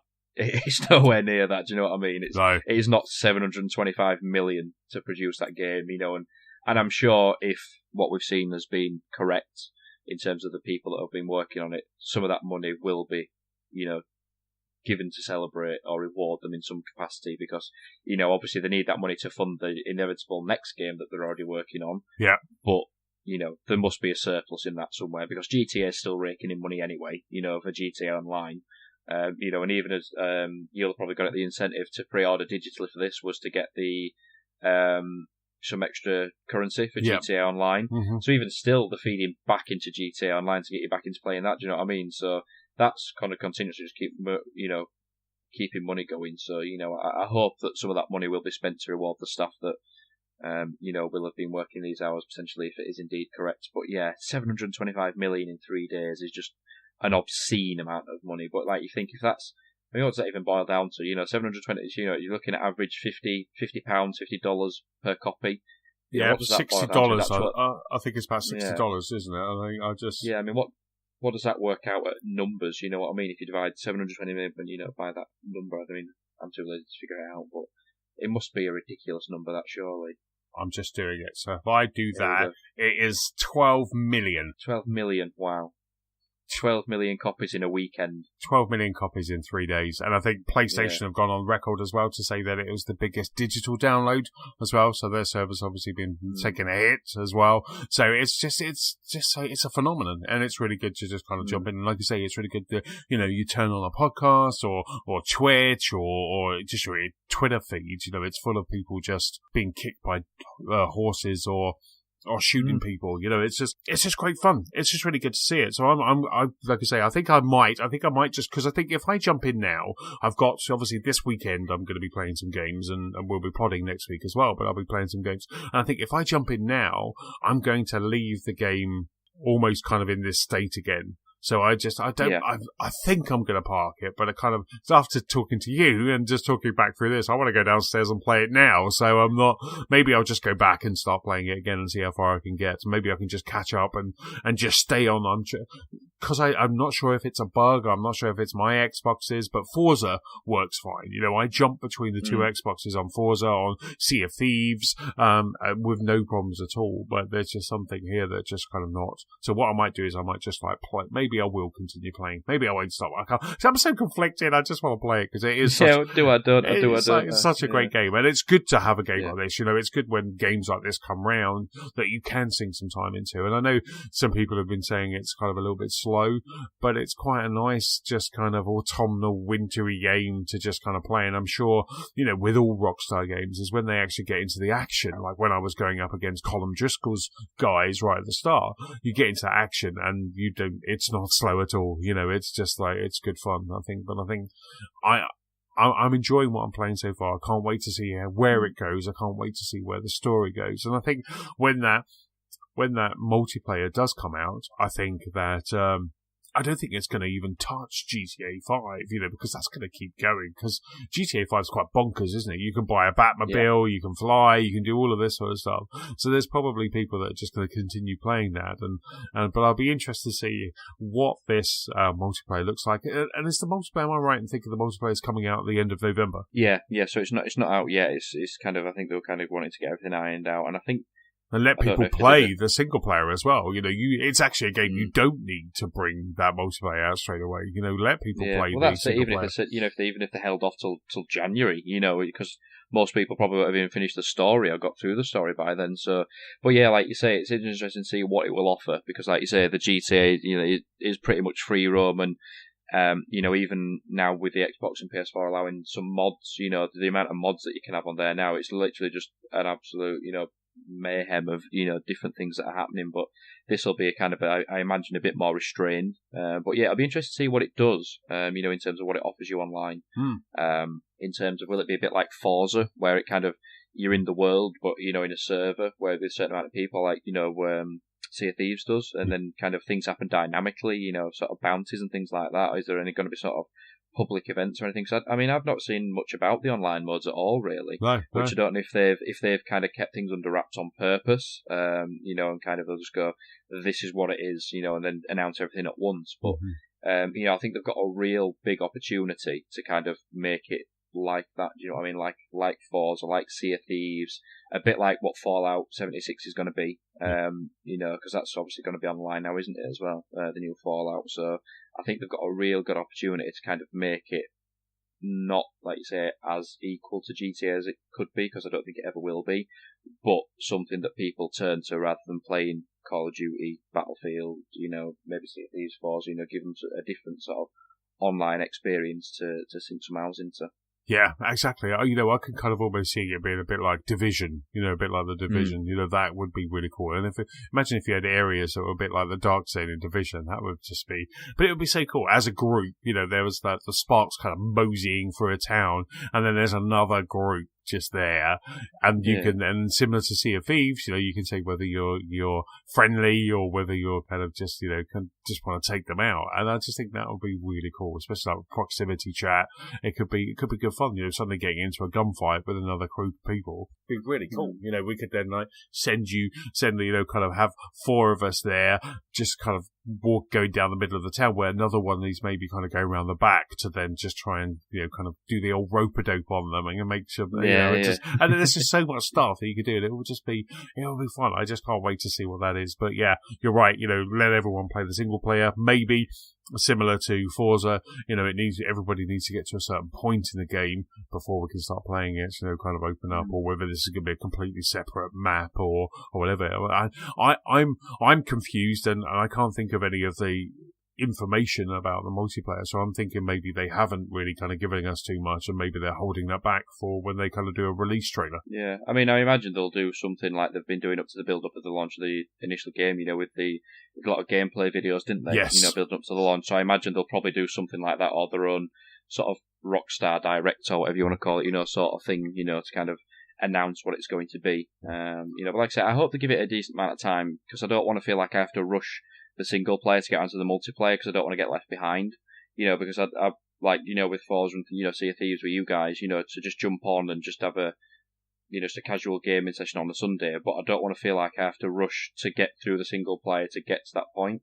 Like I say, maybe there will be a point where you have to unlock it, but I don't want to feel like all I want to do is play online, or most of my time play with you guys or whoever it is, and then let the single player drop to one side, or feel like I want to rush through that just so I can focus on the multiplayer. Do you know what I mean? So I hope it is integrated in the right way. Whether it's kind of, I don't know if the single player and multiplayer will kind of work together like, again, Forza does, where you're in the world, but what you're doing doesn't influence anybody else. Yeah. Unless you want it to by partying up with them. I don't know. But it'd be a hell of a job, I imagine, to have that sort of, that world, that map kind of synced to other people. You know what I mean? If you had like 20 people in that map or whatever it is, or a segment of the map, to have it to that quality and that size, I imagine it would be quite a task. So, it'd be just no battle royale mode. Just no battle royale mode. How would please, Rockstar, if you're listening, how would they drop you in on a paddle boat? I mean, I'm the same as you. I hope it is kind of that you don't need to level up. I just hope they kind of keep that system, because that's one of the many things I love about Sea of Thieves is that no matter if you haven't jumped in for a while, that you're never penalised. You're never like, well, Tony, Anthony's he's a level 5 and we're all level 24, so he's gonna struggle, because I remember doing that on the Division, where I jumped in with a friend of mine, and he was kind of I think he must have been about 10, 15 levels higher than me, and I spent the entire time, I was getting some XP, but I spent the entire time hiding because the enemies that he was attracting were just too high. So I just hope that they kind of maybe take a leaf out of Sea of Thieves' book and just kind of make it so that that person can just jump in and they're not kind of penalised by it. They don't have to kind of go, well, I'll be with you in about 5 days, guys, so I've got to get to level 30 to jump into your game. It would just be, because similar to Sea of Thieves, you can jump in with someone like James, or someone like Ree, or Wee Man, and they would show you the ropes or show you the new thing, but you don't feel like you're being handicapped because maybe you haven't played as much as those guys, so it's really nice just to kind of have that, and I hope maybe Rockstar kind of follows stead, and the Red Dead Redemption kind of online just kind of follows that. So what's been sorry, go on, Steve. Oh, go on. No, I was going to say, I was going to finish it with a question. No, I was going to say that's the beauty of Sea of Thieves, isn't it? That you can play it for, obviously you get the kind of the level up on the alliances, that sort of thing, but there's no leveled up armor, there's no leveled up weapons or anything, like you say, everyone's on a level playing field, but it works Yes. It doesn't feel like, you don't feel like you're not getting a reward for it or you're not progressing anywhere. It's not that sort of game that you have to keep doing that, and I hope, I think Forza kind of has gone a bit too extreme with kind of the items that you can lock with the wheels and things. But, I hope Red Dead's more of that, you get more sort of outfits, guns that aren't significantly more powerful than anybody else's, any other cosmetic perks, more, more kind of cosmetic exactly. things. I think get it'd a be a better better experience for it. Well, that's it. Get a poncho or something. But I mean, get, look at my fancy poncho. But not sort of like dual wielding some uber pistols or revolvers that just wipe people out instantly. Because that'll just kill the fun for everybody involved. So yes, I hope that's a similar road to what they're going down. That's what I need now, Steve. I need an uber poncho.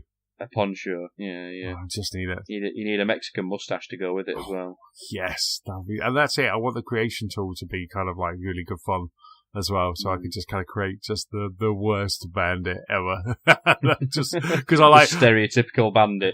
Exactly, like my guy in Sea of Thieves is like just some gnarly old dude, and I purposely don't buy nice things for him. He doesn't, James and the other guys, they're all kind of decked out in splendor, where mine is just like, I think I put some trousers on him the other day, but it's just like, he's got a hook and he's got a hat. I think he likes hats. He likes hats. Well, James likes hats. James got a thing for a hat, but I just like, my one is always just kind of like a real gnarly dude. I've got money in the bank, but I just don't want to spend it because I like mine being bare-chested and wrong. He's a pirate, damn it. Exactly. Yeah. So in your time with Red Dead so far, what's kind of really been the kind of standout thing? What's been the thing at the moment that's just kind of either had you putting the controller down and clapping, or just grinning from ear to ear? Yeah, I mean, there's a scene which I don't really want to go into much of it because it kind of does spoil it, but there's a scene when you do unlock Valentine where there's a mission with Lenny and you end up in a saloon. Right. And that was, I don't know if you've played it yet or not, no. You probably won't have done given obviously the issues that you've had, but it is genuinely one of the funniest sequences in a video game that I've seen in a long time. Awesome. I was literally sat playing it laughing. Really? I think it was on the Saturday when Anna was at home and she was working. She said, "What are you laughing at?" I'm just like, "This is hilarious."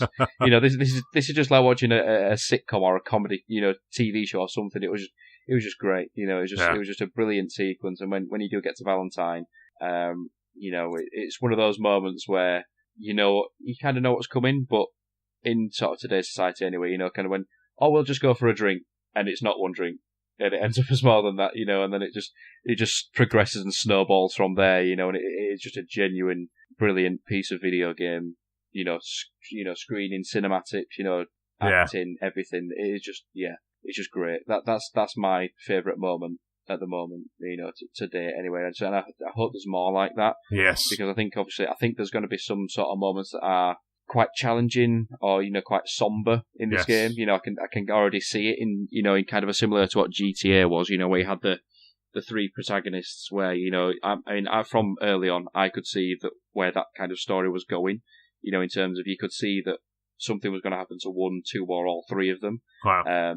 And I can kind of see that happening with Red Dead. So I imagine there's going to be quite some sort of significant moments in the game. But along that, I hope there's some more of these sort of moments that are just where they've just kind of Rockstar just done their own thing, and let the creativity run loose. So I hope there's more of that as well. Superb. Have you started playing as John Marston yet? As John Marston, No. Is he, do you think that at some point in the story it's going to switch over to him? Because he's the protagonist of Red Dead Redemption, isn't he? Yeah. I don't know, because I have found him.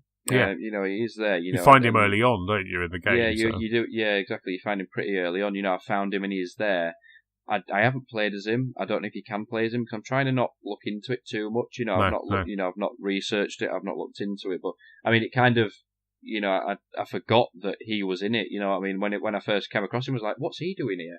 So I had to kind of look again at the story and say, oh, he rode in Dutch's gang, and I forgot that this was set before the first one. Yeah. So everything made sense again. And then. From there, I he is in the camp, but I haven't done a mission with him yet. Right. Like just a kind of a duo mission with him. So I don't know if there is anything where you do play as him or spend a significant amount of time with him. I'm not sure.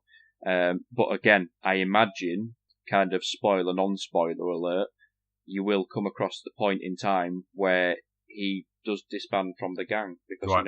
that's what happens which is why he plays him in the first Red Dead Redemption, because he splits away from the gang. So I imagine there will be, again, a pivotal moment that goes through all that and explains why he went solo. So, we'll have to see. We'll have to see how it's handled, how it pans out, and what happens along the way. Yep. Have you tried the companion app yet on a tablet? No, I haven't. But I didn't mention this earlier. But again, that's another gripe with it. It's just that getting to the map is a right pain in the backside. Because I keep pressing what would be the back button on the old Xbox controller. I think is what you call the one on the left. Yeah. The two squares. Yeah. That changes the third person view. So it either brings you further back, or it changes the perspective, or it brings you to first person mode. I keep pressing that for the map. From playing like Forza. Yes. But then it does that. But then you have to press start, then you press map, and then It's like I can see I feel like whether it's intentional or not, that's kind of pushing it to use the companion app because it's just a bit fiddly. But I'd happily forgive the changing of perspective to bring the map up to just hotkey it to the back button in effect. But I haven't tried it yet. Have you been using it, or have you downloaded it? Or yeah, I've downloaded it. I've got it on my iPad, so I kind of always kind of have my iPad kind of around. So it's definitely something at the moment because I'm just very much at the start of that story. I don't need it right now, so I'm just kind of relying on that. And I haven't really popped the map at all, but I will be. I definitely will be. I definitely will kind of use that app because I just think it's quite cool. They did that once with Forza Horizon. I think it was Forza Horizon. It was either Forza Horizon 1, I think it might have been, or Forza Horizon. It was either the original or Forza Horizon 2, where you had that kind of companion app and you could set routes and things like that. And I really like that. But yeah, I will use it when I start playing it a bit more. But no, I think it's really cool. I think it's a nice little addition, and we haven't seen that for a while. The kind of companion apps they were a big thing, wasn't they? Once in E3, and then they all just kind of died a death. But it's quite nice to kind of have that back. Yeah, I think, like you say, it was kind of one of them things that one person did, then everybody did it, but it was kind of a bit ahead of its time, wasn't it? It was kind of that time, when I think people were prattling on about digital being the way forward, but I think it was again, people's internets and having that wireless connectivity between the console and the iPad, I think that's more realistic now, in terms of, I think, I'd say probably 90% of the country is now switched on sort of high speed internet. So, I think that's more of a feasible thing these days. But yeah, they were all the rage, weren't they? They really were. I'm trying to remember what other games there were. There was like a plethora at one E3, like say end of the year. Everything just had a companion app, didn't it? Everything just like Assassin's Creed, and then there was another. Yeah. There was like a Tom Clancy game where you could call in airstrikes by using your iPad, and they had like someone who couldn't make the gaming session, but they were coming home, so they were using their phone and they were like helping you do tactical stuff. I remember all of those. It was like every single game had just a companion app, but it was just so. But yeah, though it's quite cool. It's quite cool to see that. But some of them, I can see genuine use for some of them. When you're looking at Skyrim, could really have done with one just to handle your your itinerary and all of your equipment. That would have been really cool. So there's you could see some really good uses still for it because everyone always has another tablet or another screen by them. So you could really see them using it. But no, I'm loving it. I think you touched on it earlier. One of my favourite things is the cinematic mode when you're just kind of like, I think Nicola came down on Saturday morning to grab a cup of tea, and I was like, what's this? And I was just moseying through the snow on the way to something, and I just flipped it to cinematic mode, and she was like blown away by it. She was like, that's just so stunning. And it was just really nice. And it was just, but trying to control it in cinematic mode is a task, is a challenge in itself. Oh, yeah. Because you're all off. Yeah, well, that's it. I mean, I don't know if it's something that they'll improve on, but I thought it'd be sort of horsey autopilot, is if you'd set a waypoint, the horse would just follow the track, which I don't know if it's meant to or not, but it kind of seems to do it a little bit, but then it just forgets. If there's kind of a sweeping bend, it's fine.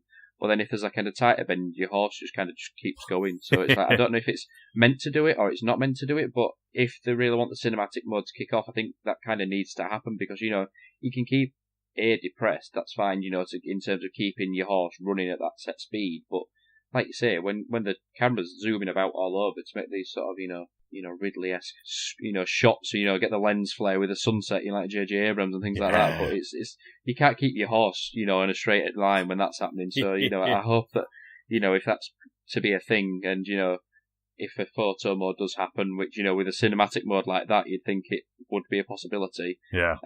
That some level of, like, say, some sort of horsey autopilot will, or cruise control will make an appearance. Because they had that in The Witcher, didn't they? In The Witcher 3, they had that where you would just die. I mean, obviously with Red Dead Redemption, you can double tap A, and then he will keep up with your horse will then keep up with whoever's in front. So if Dutch is leading you somewhere, you just double tap and it will keep in time with that, which I quite like. But obviously you have to watch your horse stamina as well, and then they kind of slow down. But yeah, no, I'm absolutely loving it. Like I say, the cinematic mode is incredible, and it just looks stunning. So I think I'm still kind of in my head going, maybe I will play a bit more just before I go away, but I'm still not sure. So, have you played anything else this week? Have you covered all that you needed to say about Red Dead, Steve?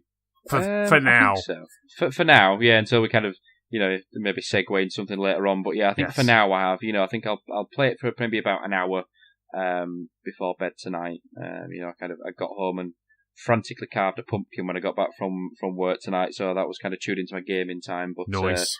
As we are recording on Halloween, I don't think we've mentioned that already. No, it's All Hallows Eve. Yes, I know. But yeah, that's that tuned into my time this evening. But yeah, I think I'll sink an hour into it tonight. But I think that's pretty much everything for now. Awesome. But yes, impressed. Definitely impressed. It's I was never going to regret buying it anyway. No. I don't. Even without playing it, I knew that I would have been happy buying it rather than renting it. But yes, I'm definitively happy with buying it, and as anyone should be as well. Yeah, that's so awesome. I think I might, after talking to you, I think I might just jump back into it. I mean, the only other thing I've been playing, is of course, it wouldn't be a Lost Spark podcast without Forza Horizon 4. I had a quick go there. We had an update. I think we were talking about it last week. James and I were chatting about it last week. And there was an update which brought, obviously a new season because it was a new week that rolled around, and the track creator as well. But with it, it also brought a new story. And this story mode was the British Racing Green story. And it was, and the reason why I've kind of put it in here still is because, Forza Horizon's amazing. But it was just such a great story. It was really good. I really enjoyed it. It was taking you through the history of basically British cars. So you would there was one with a Mini, so you'd start with a kind of maybe one of the original Minis, and then you'd have to kind of go keep it above 70. So you're darting around the Cotswolds, and you've got to keep it above 70, which was great. And then they go to a Monster X Mini, and then you went off-road and did that. And they did the same with a Jag, and they did the same with a DB11. And they just basically had this kind of old and new kind of historical look. And while you're driving around, you're getting a bit of kind of fun facts about Jaguar, about what was the other one that they had? It was amazing. They had another kind of almost like a Rolls Royce, those kind of cars, and it was just so good just to kind of see this and see all of these kind of, and just have these little kind of Wikipedia facts about it. And I really enjoyed it. It was I got a nice green wax jacket at the end of it, so I was quite happy. But it was just really good. It was just 10 chapters in the story. Again, you get a whole load of stars. I finished the story. I did the 10 chapters, and there's still some chapters that I haven't got all 3 stars in. So I kind of want to go back and maybe try those. But keeping above a certain speed, hitting a speed, doing some jumps, it's just been so good. And I just really enjoyed it. And I just thought it was noteworthy to kind of mention as our kind of continued love for Forza Horizon just continues in. And I just think it's really good. And I really hope that Playground Games add some more of these. As we're going through the seasons, we're getting summer this Thursday. So tomorrow, as we're podding on a Wednesday, we'll get summer, and that'll be quite nice because at the moment, yeah, it will be summer, won't it? Yeah, because at the moment it's spring. Yeah. I'm sure it's spring. No. Oh, is it summer now? Oh, yes, we're back to autumn. I love autumn. So we're back to autumn next week, and then hopefully we'll get some more Forza Fons. We always get some more Forza Fons, but hopefully get some more stories soon, and maybe more content. Or, we've got that EXO event that's happening in Mexico while we're away. There's going to be that Mexico event, so there has to be some more information about Sea of Thieves. I even think that the guys have already teased that there'll be a bit more info. We're going to probably get more info about Forza Horizon, maybe the first content pack. I think it will be more of that sort of announcements there, and hopefully maybe some new games or even an update on Gears as well. So Gears Funko, obviously. That's the one that we just really want.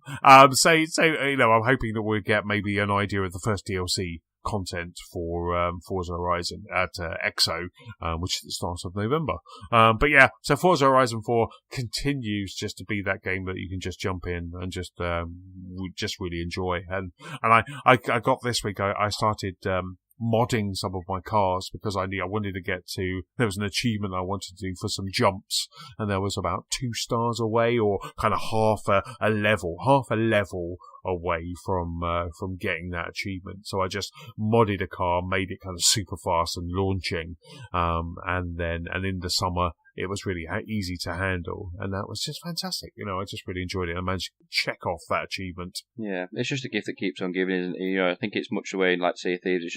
You can just dip, like, that's if you say you dip into sort of Red Dead for an hour. Forza, if you just got half an hour to kill, like you say, just if you've got some roads to get, some boards to get, some jumps to get, something like that, you can just dip in, you just pick it up whenever you want, it will be there, and given that a lot of people probably will have this in Games Pass anyway, which it will be on Games Pass for the foreseeable, it's just going to be there, just literally, even if you just play the basic content, it's just, like you say, with the things that we get each season, season specific events, these story modes, that sort of thing, it gives you something there, because if you miss something in the winter, you can get something in the summer. If there's some cars that you've missed, you may be able to get them in the auction house, that sort of thing. So, it's just one to keep on the back burner, isn't it? Yeah, absolutely. Oh, one quick pro tip before we jump into the news is that it's a bit of a ball ache when you get new cars and you have to go to your garage and then you choose the car, choose the skin, and then you kind of hit drive and then you kind of go back out and then you have to do it all again. Quick tip is if you hit the B button of that screen and go back, it takes you back to the auto show. And then you can then choose the next car, choose the livery, and then just press B again. So I managed to, I hadn't bothered with those other cars that I've been given because I was just like, oh, that one's really cool. That James Bond one's really good. I'm going to get that. But I haven't bothered with any of the others because it was so just really kind of too many clicks and too much time to kind of do that. I just want a button that says add all of these to my garage. I just want them all, add them all to my garage in the default livery. But what I found was you select the car, so you go, right, yeah, I want this one, it's free, I want this one, and then you choose the colour. And then when it shows you the car and it has you press the hamburger to drive, just press the B button at that point, and then it will just take you back to your auto show. You can choose the next car and then go through that again. So it's still a bit of a rigmarole, but it's faster, and it just really does kind of helps you just download, get all of those cars, increase your car level as well. You can increase your car level, which if you max that up, you get more experience or more influencers, so it kind of all helps. So now I've managed to download all of those cars, so I'm quite happy. And then when the new cars come on this Thursday or at the weekend, you can just kind of download those quite easy. Pro tip. There you go. Pro tips from the Sparks. Right, let's jump into the news. But before we start the news, don't forget you can rate, review, and subscribe to this very podcast for free on iTunes, Spotify, and also on YouTube. So, in the news section this week, we have the PS Classics have been announced, so the full lineup for that PS Classics console. Red Dead, we're going to talk a bit more about Red Dead. Red Dead has fake HDR, and also we have all the new games for November on both PlayStation and Xbox. But Steve, the first piece of news, sir, is with you. Yeah, and kind of tying into the sort of the classic theme for the sort of the PS1 Mini that's coming out. We've kind of got a first glimpse and a first proper full trailer of the MediEvil remake, because we knew it was happening. Where Sony are continuing the pattern and the trend of doing HD remakes. After the very successful relaunch of the Crash Bandicoot trilogy, they're moving on to MediEvil, which is probably, I think, has probably got more of a cult following than Crash Bandicoot, but I'm surprised how many people actually played this, followed it, and actually wanted a remake for MediEvil. I thought it was kind of one of the sort of the lesser appreciated games from the sort of PS1 generation. I know one of my friends from school, I know he loved it, and I think it's quite like probably about 5 years ago now. But he did his own series of walkthroughs and kind of how to sort of for MediEvil. Actually played them through again. And did sort of like YouTube tutorials for him, so he actually loves it. So I'm sure he will actually, kind of be for buzzing for this to come out. But yeah, it's we've got a full sort of trailer, comparison trailer in terms of what it looks like then to now. When it's been completely remade from the ground up, which I think is inevitable, really, given that it was a PlayStation 1 game. But much like Crash, much like the Spyro trilogy that we're going to get as well. It's going to do great fan service to the original games, and it'll be just like playing the old game, but in a new skin. So, I'm quite looking forward to it, actually. I think kind of we've had quite a lot of remakes for sort of unnecessary reasons, ports from 360 PS3 games to PS4, Xbox One, which I think's a bit extreme, but these sort of things where it's, completely rebuilding a game and redesigning a game from the ground up from this sort of era, I don't mind it, I don't mind at all, because, this game will have some value for sort of, people who played it when they were a kid, for their kids to play, and given that sort of like the PS Classic coming out with a sort of a restricted lineup of games, otherwise exposure to these games might be quite limited. So it is quite nice to see, and that still a lot of effort being put into them. Like I say, despite a lot of sort of these sort of remakes and sort of classics launching again. But yeah, it looks really good. It looks really nice. And it is a sort of a cartoon-esque game, but given that it is that style, that similar again, sort of the similar sort of to Crash, similar to Spyro. The trailer looks, it looks really good. The world looks really detailed, and it does just look like MediEvil from back in the day, but just put into a modern day console. And I quite liked it. I quite like MediEvil. I thought it was a good little game. Good sort of like action adventure puzzler game. And I'd quite happily play it again. And again, the price was right on it. I'd happily play it again. And definitely at the very least, rent it from Boomerang, because it's something that I would happily play again. Yeah. After all these years. Absolutely. I'm just looking at that trailer. I because I hadn't seen the trailer, and I was having a look while you were talking, and you're absolutely spot on.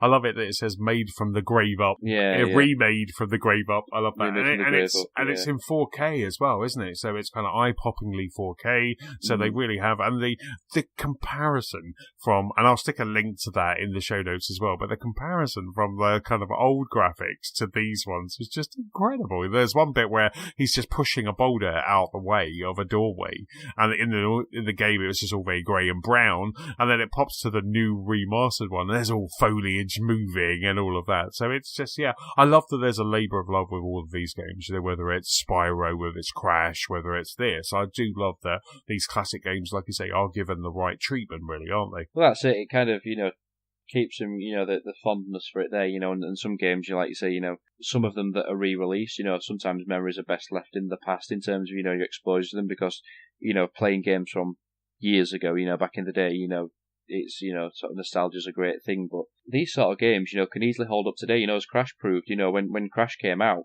that was still really hard, I think there was rumours, I don't know if it was ever confirmed, that they said that some of the difficulties were, slightly increased on, kind of the new re-released version, but they've still got some longevity in there. Do you know what I mean? And this is where most modern games came from and started. Without these games coming out and being released, the games that we've got today, there wouldn't be a thing. It wouldn't have happened. So, but like you say, that the trailer, looking at it, I mean, it still boggles my mind when I play Master Chief Collection on the Xbox and you press the back button and just looking at Xbox graphics. Just the difference between Xbox now and then.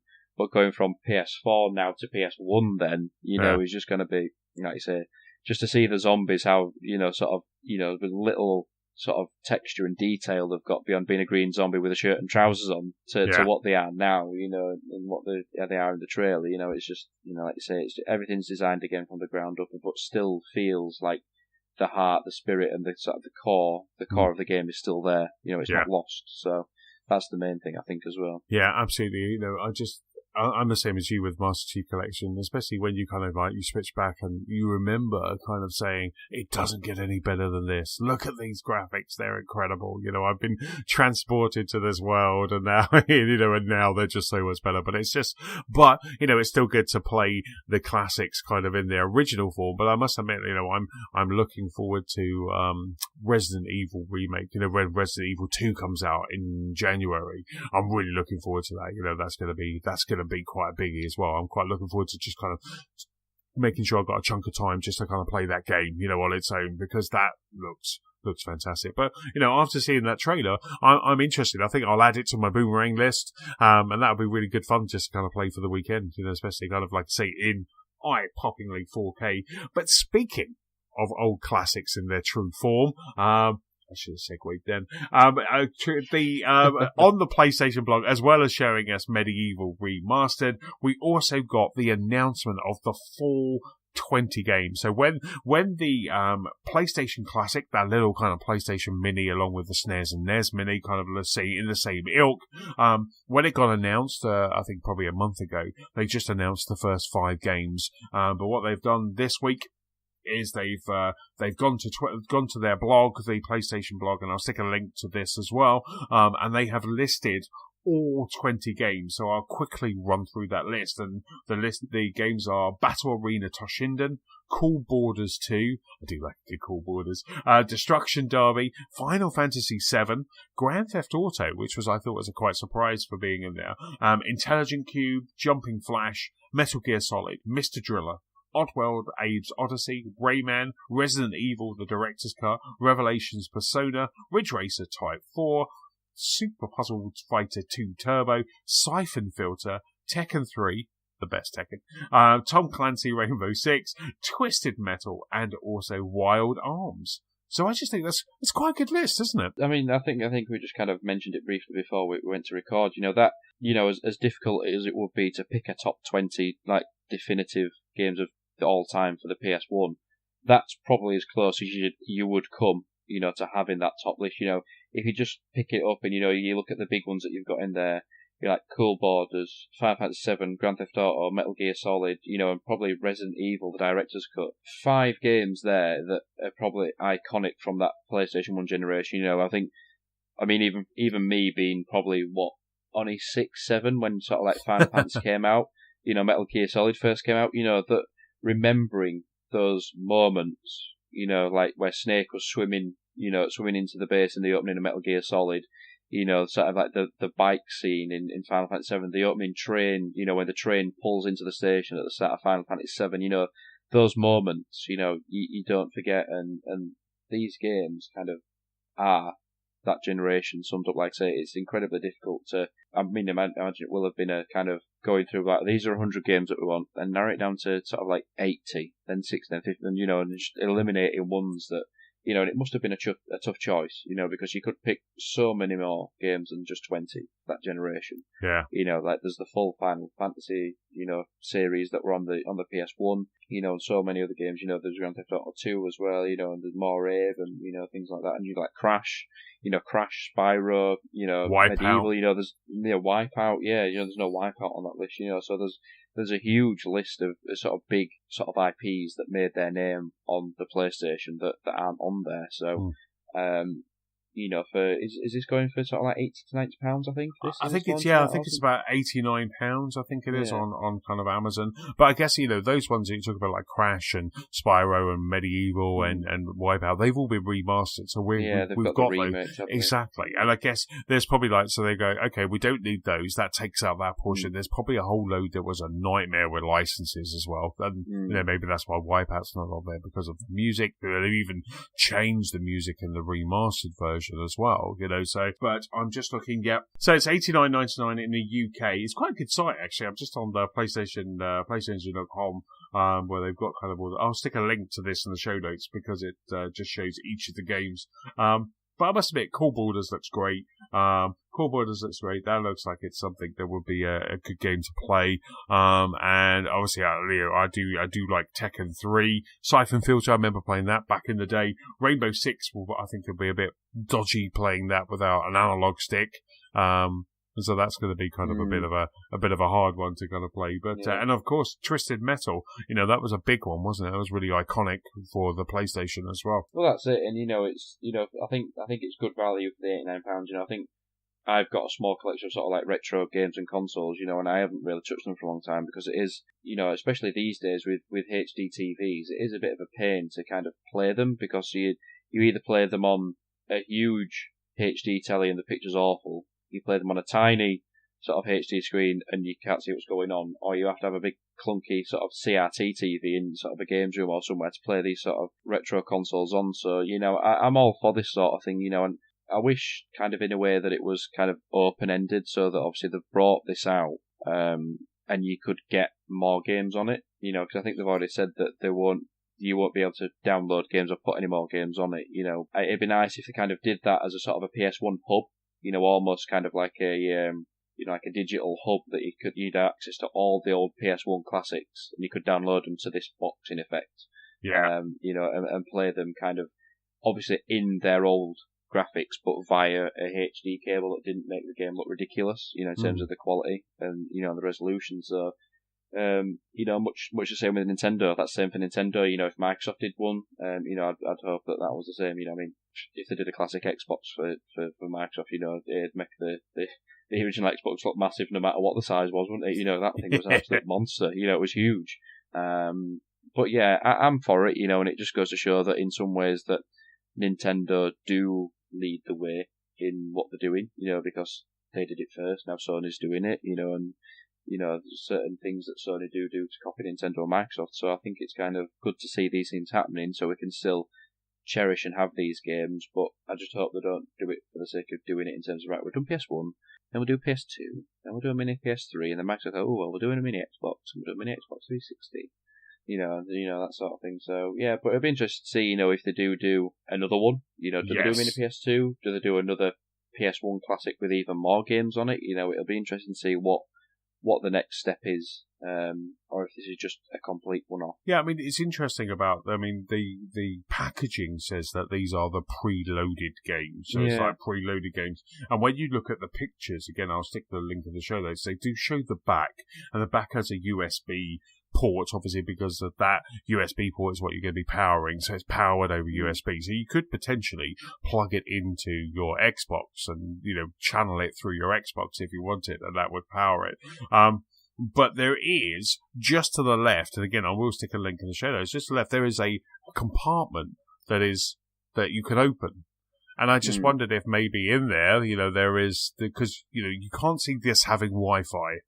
You can't see this kind of connecting, but I wonder if there's another way that you will be able to maybe kind of load up another 20 games, or it's just with the way they say, just the fact that it just says preloaded with 20 console games kind of gives me hope that there might be some other ones that you can kind of then buy. You imagine then spending, I don't know, £30 on another 20 or something like that, and it's just like, here you go, here's another 20, and it's going to be £35, and you get another 20 classic games. So it'll be that'll be quite cool. But what's behind that clip?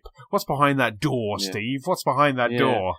Yeah, well, that's it. It's just the word, isn't it? Because if you say something's preloaded, it's like for example, the Pokemon Switch that's coming out, it's preloaded with the game. Yes. It's like, it's got Pokemon on it, but you can download everything else on it. And this is like, if it wasn't a case of that, it comes with, it would be, if it wasn't a possibility that it comes with 20 games or installed, or there are 20 games installed, you're not preloaded, because that just makes it think, like you say, that's, well, these are preloaded, but then I could take that out and put some more on it, or I could delete them and get them back and put something different on it. It's just that kind of leaves the kind of like the door just open a little bit, like you say, doesn't it? And but in this compartment, is there going to be an Ethernet port? Is there going to be sort of a dock that you can buy, sort of a memory card or some sort of thing that plugs into the back of it, like a little box that enables it to be Wi-Fi that you can download things from the PS Store. What's the future holding there? But yeah, it's I hope that's the case, because I wouldn't like them to think that they can just bring another one out with 20 different games on. You have to buy 2 of them. Do you know what I mean? Yes. Or buy another one. So hopefully they're doing the right thing with it. And like I say, I'm sure most people would be like happily pay £30 for another batch of games. And I'm sure people, if it was the same for the NES and the SNES Mini as well, if they said, oh, Nintendo went, right, well, these are more classics for them, yeah, fine, happy with that, so yeah, we'll see. We will see. Indeed. It looks good. Like I say, it's coming out in December, so not long now before I guess all of the rest of the features are kind of announced. So the next piece of news, Steve, is with you. Yes, so moving back onto Red Dead Redemption, getting back in the saddle. Nice.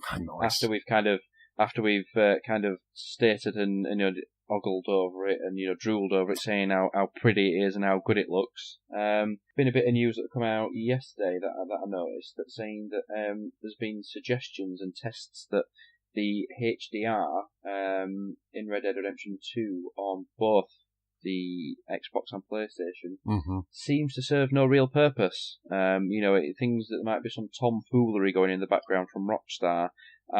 So as anyone knows who's played the game, at the very start you can tweak the HDR settings, so you can make them as bright or as dull as you want in terms of to suit your TV, to suit your own comfort, to suit what you want them to set at. But kind of there's a lot of information in this link which I'm sure you'll put in the show notes. But my understanding of after I've kind of read through it is that what the game does and what Rockstar have done is make the console output to the telly so the TV thinks that it is in HDR, but when it's actually playing on the TV, it is just playing thinking it's HDR, but actually just in normal HD quality. Yes. So it's tricking the TV in effect. It's fooling the TV to think that this is HDR. I mean, my TV, every time I switch something on the Xbox, it says HDR enabled. It detects a feed that is HDR enabled. So my Xbox automatically defaults to HDR because it's an Xbox One X. But yeah, you think that you're getting a HDR image, but in effect you are just the TV registered a HDR input, but it's actually just projecting out in SDR.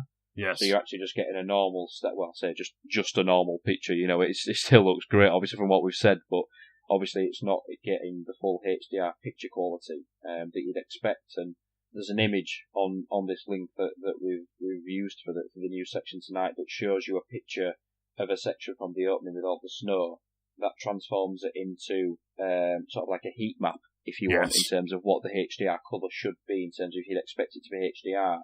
At the bottom of the spectrum SDR, there's black, moving on to grey, then yellow, amber, red, purple, and the highest that this image goes is actually to red, which is not even at the top of the scale, and even some of the picture is in the grey. Majority of it is in the grey for the SDR picture, so there's a lot in there that is processing and outputting in SDR, which whether or not that's something that they are going to change, or they were hoping that wouldn't be found out, I don't know. Kind of cynical hat on.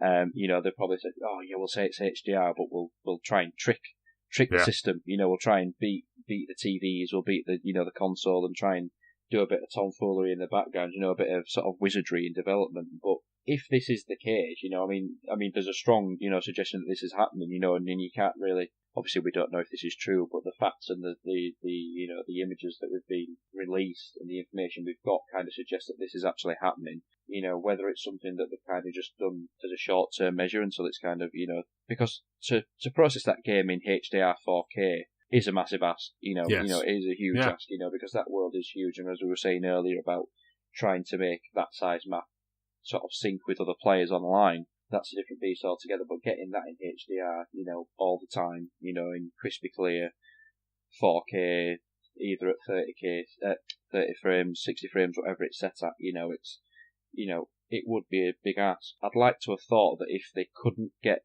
that in terms of they couldn't make it full HDR, they couldn't make it full 4K, the frame rate suffered or something, whatever it was, I'd have hoped they'd been genuine and honest about it, because I know it's not something that you'd kind of stop playing Red Dead Redemption for. Some people may do, but for me it's not a deal breaker because the game still looks beautiful. But when you're thinking that you're getting that, when you think you're getting 4K, you think you're getting HDR because that's what you've bought this console for, and then you're not getting it, you kind of feel cheated, you know what I mean? Because you think that's what you've paid all the extra money for, but you're not actually getting that.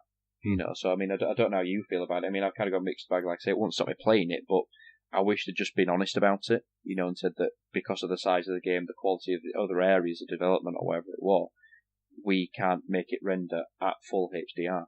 Yeah. Yeah, absolutely. And a lot of games that we've been playing, including Forza, have that. Do you want frame rate? Do you want graphics? And whether we want full HDR, but we're happy to maybe kind of downgrade the graphics a little bit, that sort of stuff, or the frame rate. Reading through the Eurogamer article, it's just interesting to see, because it almost looks like there's an image where you can just see the moon, and they've got like a campsite in the dark, and you see the moon, and it looks like the moon is almost kind of coming out in HDR. But that's it. Yeah. So nothing else in the picture is really kind of HDR. And it's really interesting, because I had noticed, and there had been some kind of comments that it looked a bit murky, and I just thought that maybe that was because all I've played it in really is kind of in the snow. I haven't really noticed it, but I guess you probably start noticing when you get to the spring, when you start getting those nice kind of bright colours. I bet that's kind of when it starts kind of really kind of noticing. And it's interesting. I mean, obviously, maybe they did kind of say, oh no, when I find out, but they've never underestimate Digital Foundry.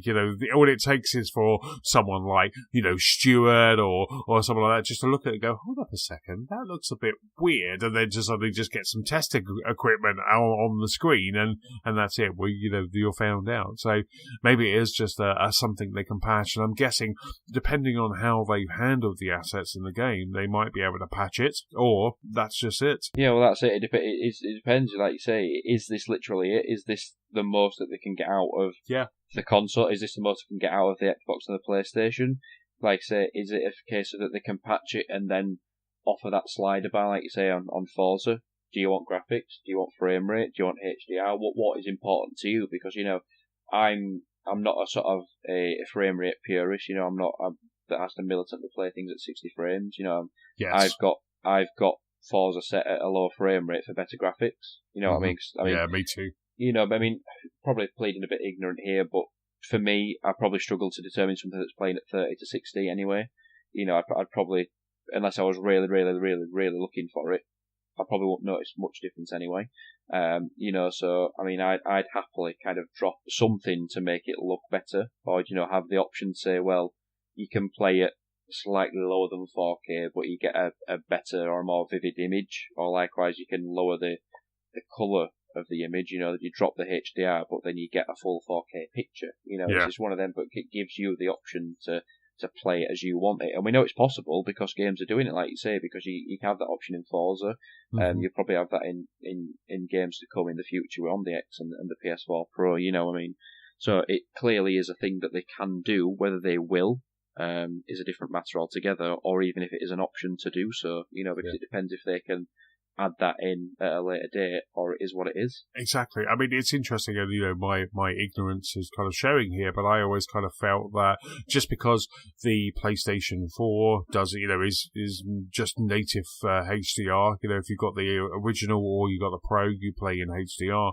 and I just kind of assumed, again, kind of my ignorance, I just assumed that HDR was easier to do than 4K. It was just like, we'll just kind of render that image, we'll add that, but it seems like this Red Dead, and also I think the article says it was Nier Automata as well on Xbox, where they have them into, as you were saying, like it's a HDR container that they kind of stick them in, and that's what kind of tricks your TV, but it's not actually HDR. But like I say, I was on the assumption, and wrongly so by the sounds of it, that it was just HDR was easier to do, because it seems like a lot of things kind of offer HDR kind of first rather than 4K, so it's like it's harder to keep that image running at 4K, but HDR just kind of clocks in quite nicely and doesn't really, but at some point they probably had to make, there's something that had to go, and by the sounds of it, it was HDR, but, I love seeing, when you see kind of Forza, I remember, it must have been kind of Forza Horizon 3 on the Xbox One S was our first kind of touch of HDR, wasn't it? Because we didn't get 4K until the X, and seeing that there was a difference. The darks are darker, the lights are lighter. It just makes the image kind of look better. And I guess one of the options they do say in the article is to kind of, for now, because I think it actually kind of hurts the picture somewhat when you're in spring, and when you kind of come out of that opening, you can actually, if you turn the HDR off, your picture will actually become a bit brighter, so where kind of the opposite defeating effect, the purpose, yeah. Exactly. I think Manny was kind of chatting the other day, and he was saying that he's just going to turn it off for now, until they patch it. I think he's playing on the Xbox One X, and he's going to turn it off for now and just kind of play it kind of without the HDR, because I think you get a brighter picture without outside of that HDR container. And like you're saying though, because in terms of, I thought the same. I naturally assumed the same anyway, that HDR would be easier to do than 4K, because we've got the chasing of 4K just started, and how difficult people have been saying that it is to process something in 4K, and when I was looking at upgrading the X, and you guys were talking to me about it, it's like HDR makes more of an influence over the overall picture quality in terms of the actual what you're seeing than 4K. Obviously you get your sharper extras, you better sharper edges, your better textures with the 4K, but the HDR picture quality, the depth of the colours, the brightness, like you say, the blacks look, darker, your brightness is better, it brings the picture to life, it's more vivid, so that probably plays as much, if not more of a part than, the actual resolution of the image. So like you say, if somebody was playing on an S or a PS4 that's just HDR, they aren't even getting the HDR, they're not getting one, or they're not getting either. You're not getting 4K, you're not getting HDR. They're just, like I say, it's kind of a bit of sort of first world problem, isn't it? Because obviously the picture that we're getting is stunning. That is, it's still a great picture. But like you say, to turn HDR off to get a brighter picture is just completely backwards and the opposite effect as to what HDR should and does achieve in other games. Yeah, absolutely. And I'm just surprised that something that has kind of made 725 million over the weekend, kind of they skimped. Maybe, pump that back into HDR. Get exactly. it, all 725 million. Make it the best HDR anyone's ever seen. Exactly. No, Rockstar, that's what'll happen. They'll just release a patch and go, there you go, there's your HDR, and it will just burn our retinas. Stop your whining. Superb. So from fake HDR, I don't know how I can segue this, from fake HDR to maybe not some fake screen grabs, but Windows Central this week had an article which I thought was quite a nice, interesting, kind of quick article, which was about, now we all know that Project xCloud is coming on Xbox, and you'll be able to play that on your mobile phone, on your tablet.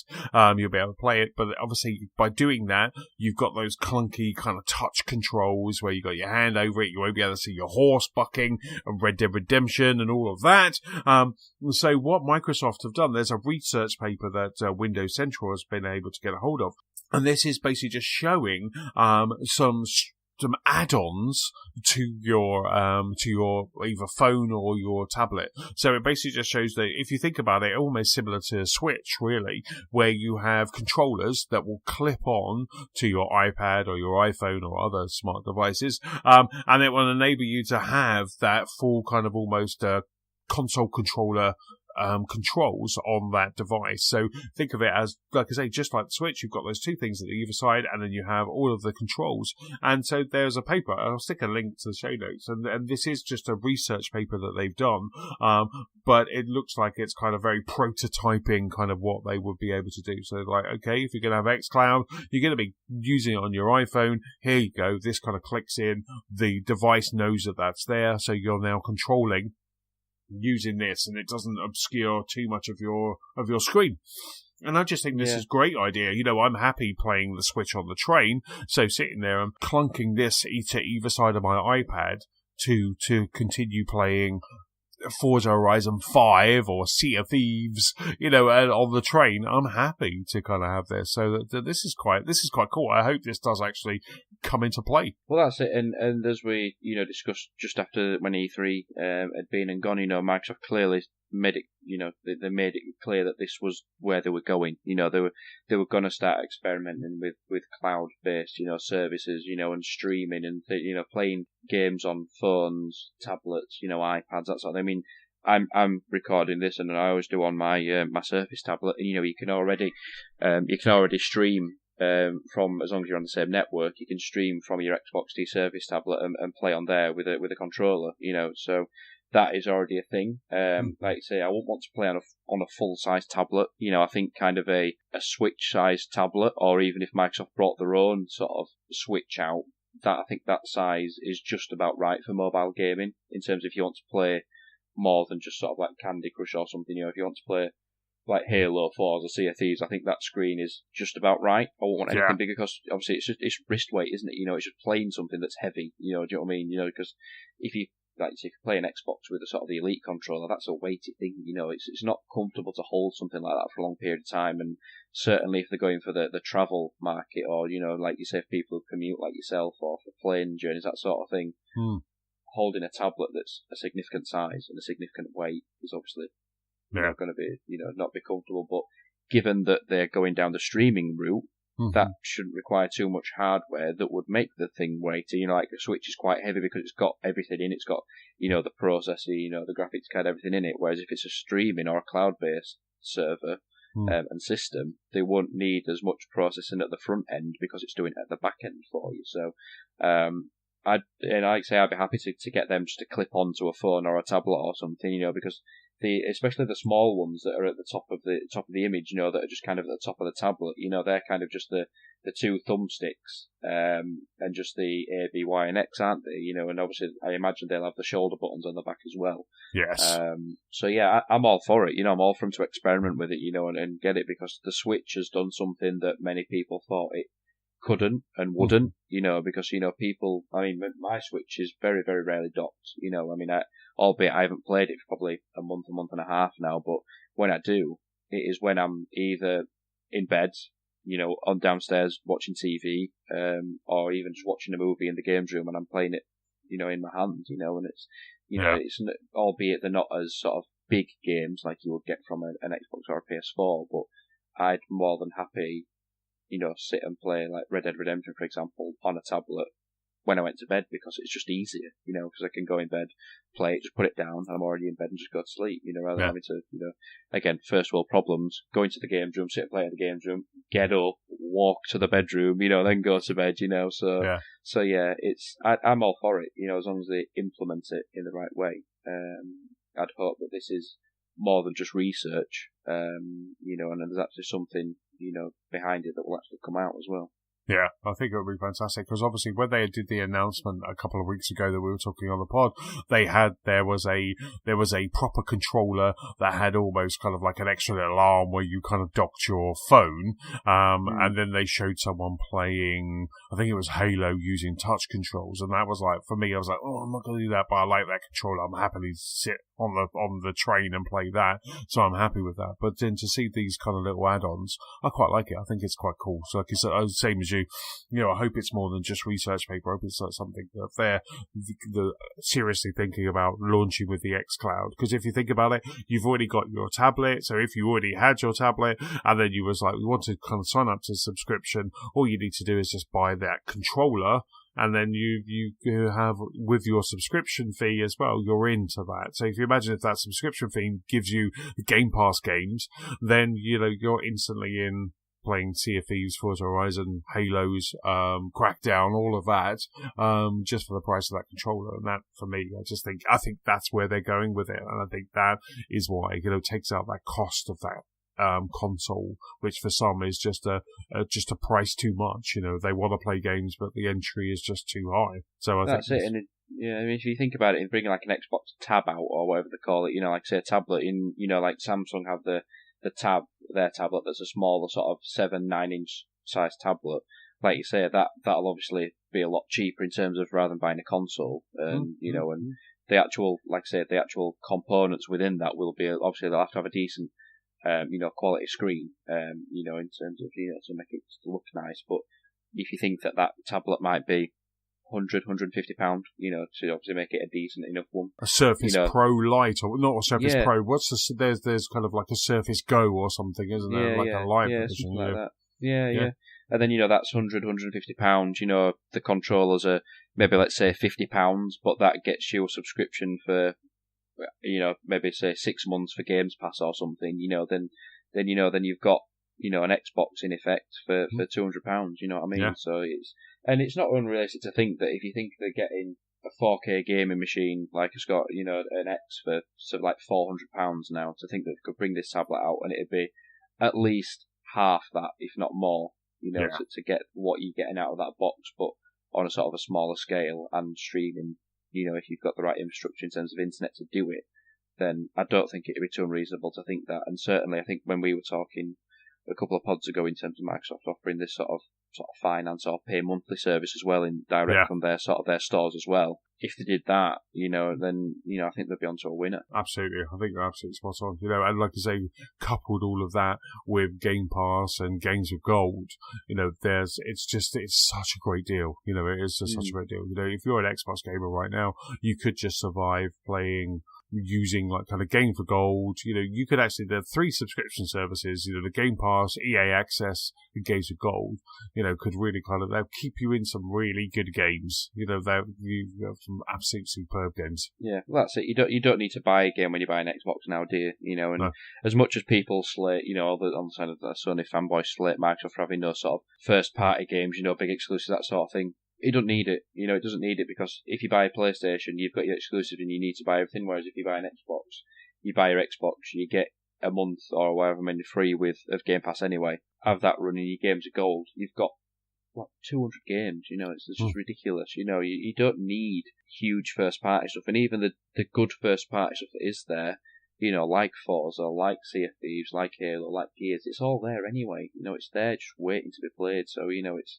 Like you say, I think Microsoft have kind of slowly, turned the tide, in terms of towards the end of this generation, which, we probably are looking towards the end in the next sort of 18 to 24 months now. But for me, anyway, the Xbox is the place to game, and that I think will stay the same unless Sony do something radical that trumps it come like the PS5, whatever we get next, and should they, keep developing ideas like this, given that we have decent enough internet speed to stream gaming, I'd happily pick something like this up. And absolutely, and if you think about it, which kind of segues quite nicely and then into the next one, coming to Game Pass just this, I forgot to put the Game Pass in the show notes, but coming to Game Pass just this month, we've got Sniper Elite 4, Ollie Ollie 2, Rise and Shine, and also coming out day and date. You have to buy it on the PlayStation, but coming out day and date on Game Pass is Grip Combat Racing as well.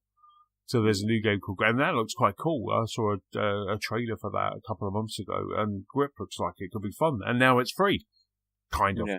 It's in game. Yeah, it's in, we always say that, don't we? It's free. Yeah. It's Game Pass. You pay a subscription, but it's available now, and that's really good because you've got some friends. They've got Game Pass, so they don't have that conversation. Go, oh well, I can't afford that, or I haven't got that game, or I don't have this. So it's just like you're on Game Pass. Then suddenly Grip becomes free, and then we're all playing. We're all playing Grip on a Sunday night just for fun. And I just love that. So we've got like I say, they've got Ollie Ollie, Sniper Elite 4, Rise and Shine, Sheltered, and Grip Combat Racing are coming. But also, I guess, with that EXO event happening, I'll be pretty sure if they don't go. And this game is also coming out, available now on Game Pass. I'm sure we're going to get a couple of Game Pass announcements for November, because it seems like a good. I'm happy with all of those. I think it's good. Grip is the kind of highlight of that one, but it kind of feels like there could be another couple, Microsoft, you're not going to let that event where you've got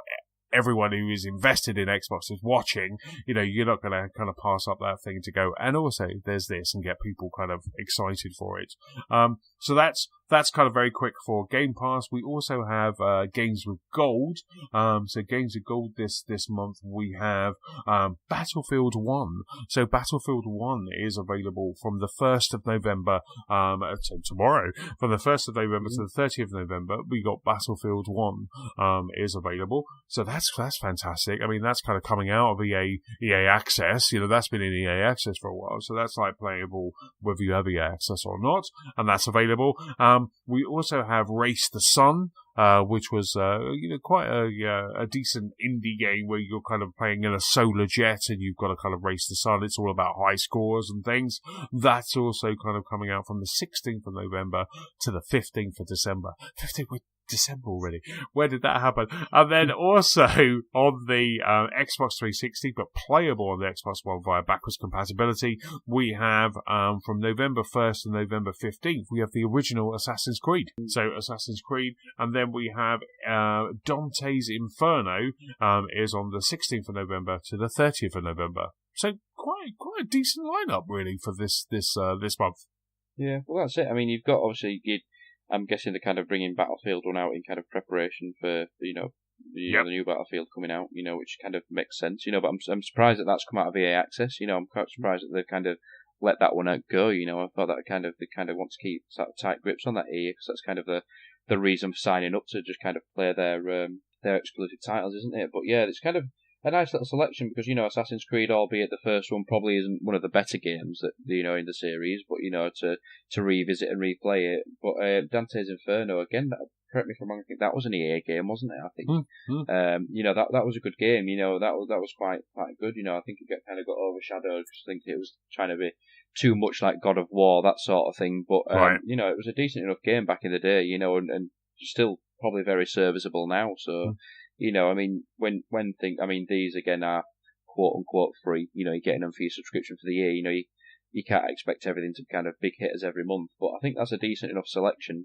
Considering that. Even if you download all of them, keep them on the back burner, just keep them in your catalogue, wait till kind of after Christmas when there's kind of a bit of a slump, you can quite happily build quite a heap of games that you can just slowly chew away through. Yeah, absolutely. I'll tell you what will be on my back burner for that slump is that over on PlayStation with the PS Plus, we have Yuzuka Kiwami. I hope I've said that right. That's all part of because they've just had it's the Cult series, there's Yuzuka series, Yakuza, not Yuzuka. Manny will kill me. Yakuza series. Bazooka? I'm going to get, oh my god, I'm going to get so many messages from Manny and Wee Man now. Yakuza, I don't know why. I'm just like, I've been working too hard. Yakuza Kiwami is coming out on PS Plus, and this looks fantastic. I've always wanted to jump into the Yakuza series. I've always wanted to jump into the Yakult. The Yakult. I've always wanted to jump into a Yakult. There's something about that yogurt. So there's something about the Yakuza series I've always wanted to jump into, and I believe this was the kind of remastered first one.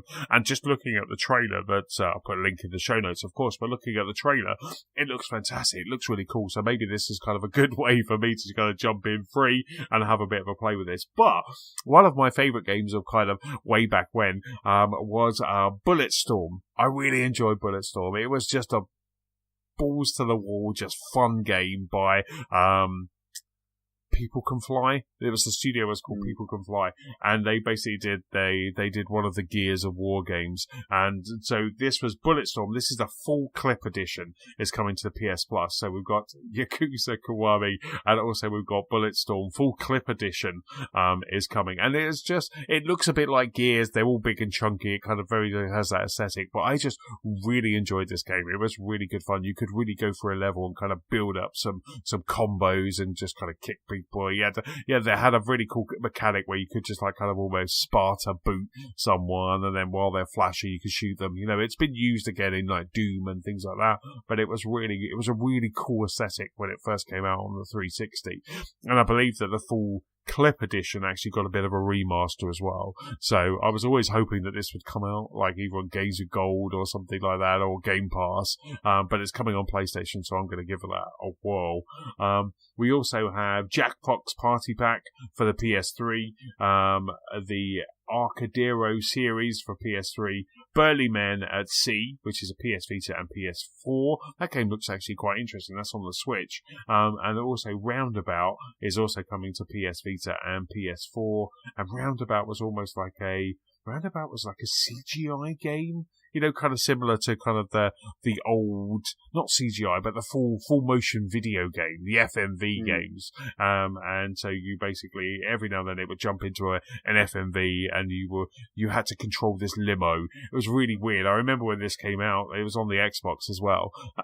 Very bizarre game, but that's coming out on the PS Vita and also PlayStation 4. So quite a good month, really, considering how much activity is happening with all the new AAA titles. I think Game Pass, Games with Gold, and PlayStation and PS Plus have got some really decent games. Don't you think? Yeah, well, that's it. And like I said, to consider again, these are quote unquote free. It's you're getting a decent selection of games. I think there's been a few months where PS Plus has been a bit ropey. It's been a bit questionable in terms of it's kind of a bit filler. Kind of just the really scraping the barrel with some of them, and it's like when kind of the sort of, especially kind of the Vita support is still there, which is good. But when the months where there's kind of been a Vita game or something that no one's ever heard of, very unlikely to play. It's good to see him kind of kick back in and kind of step up again. Sort of with like Bulletstorm. Again, not probably the best game at its time or at this now, but a great game. Just a game like say it's Doom. You can just literally run around, kick some people in the head, just shoot people, not really think about it. It's just a good game to kind of just sit and relax and just not really have to think about, isn't it? So yeah, it's good. And, like you say, it's the full clip edition, which I think you're right in saying that it did get an uplift. It did get, a bit of sort of a remaster treatment. So yeah, it's good that they are sort of looking to step that up and, include some sort of better games in there. And like you say, the Yakuza series as well, that's always been kind of a Sony exclusive, hasn't it? That's kind of got a sort of like a kind of a mass cult following, really. I mean, I've never played any of them, but any sort of Yakuza game always seems to go down well. Everyone is always going on about Yakuza whenever it launches or whenever one's coming out. So, to kind of get into that sort of that world, that universe, see what all the fuss is about. It'll be like I say again, just to have that there, store that there, just download it, have it in the on the back burner for when, like I say, Red Dead's passed, Fallout's passed, Christmas has passed. Things have settled down again, just to kind of tide you over till kind of sort of we get to sort of March, April when Syntax coming out again. Yeah, well, we're waiting for what's the game where you play as Iron Man? Similar to Iron Man, Anthem.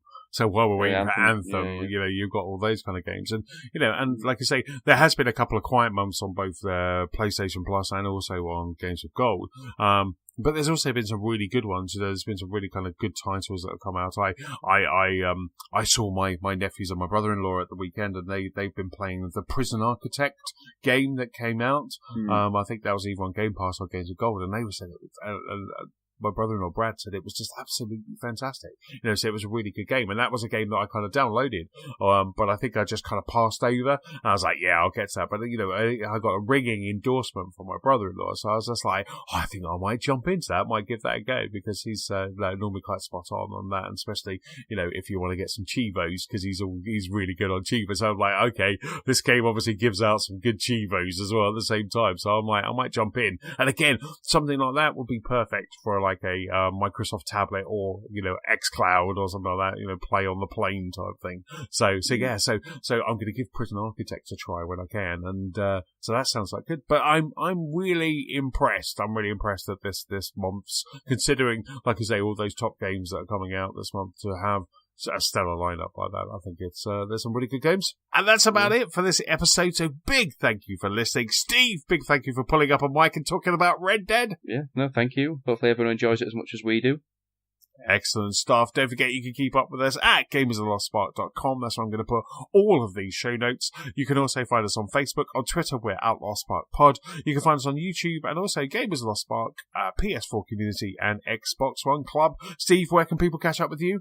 So I am at Steve_Carter91 on Twitter, SteveCarter91 on Xbox, and Cartero, which will be staying, I'm not changing my name, on the PlayStation Network.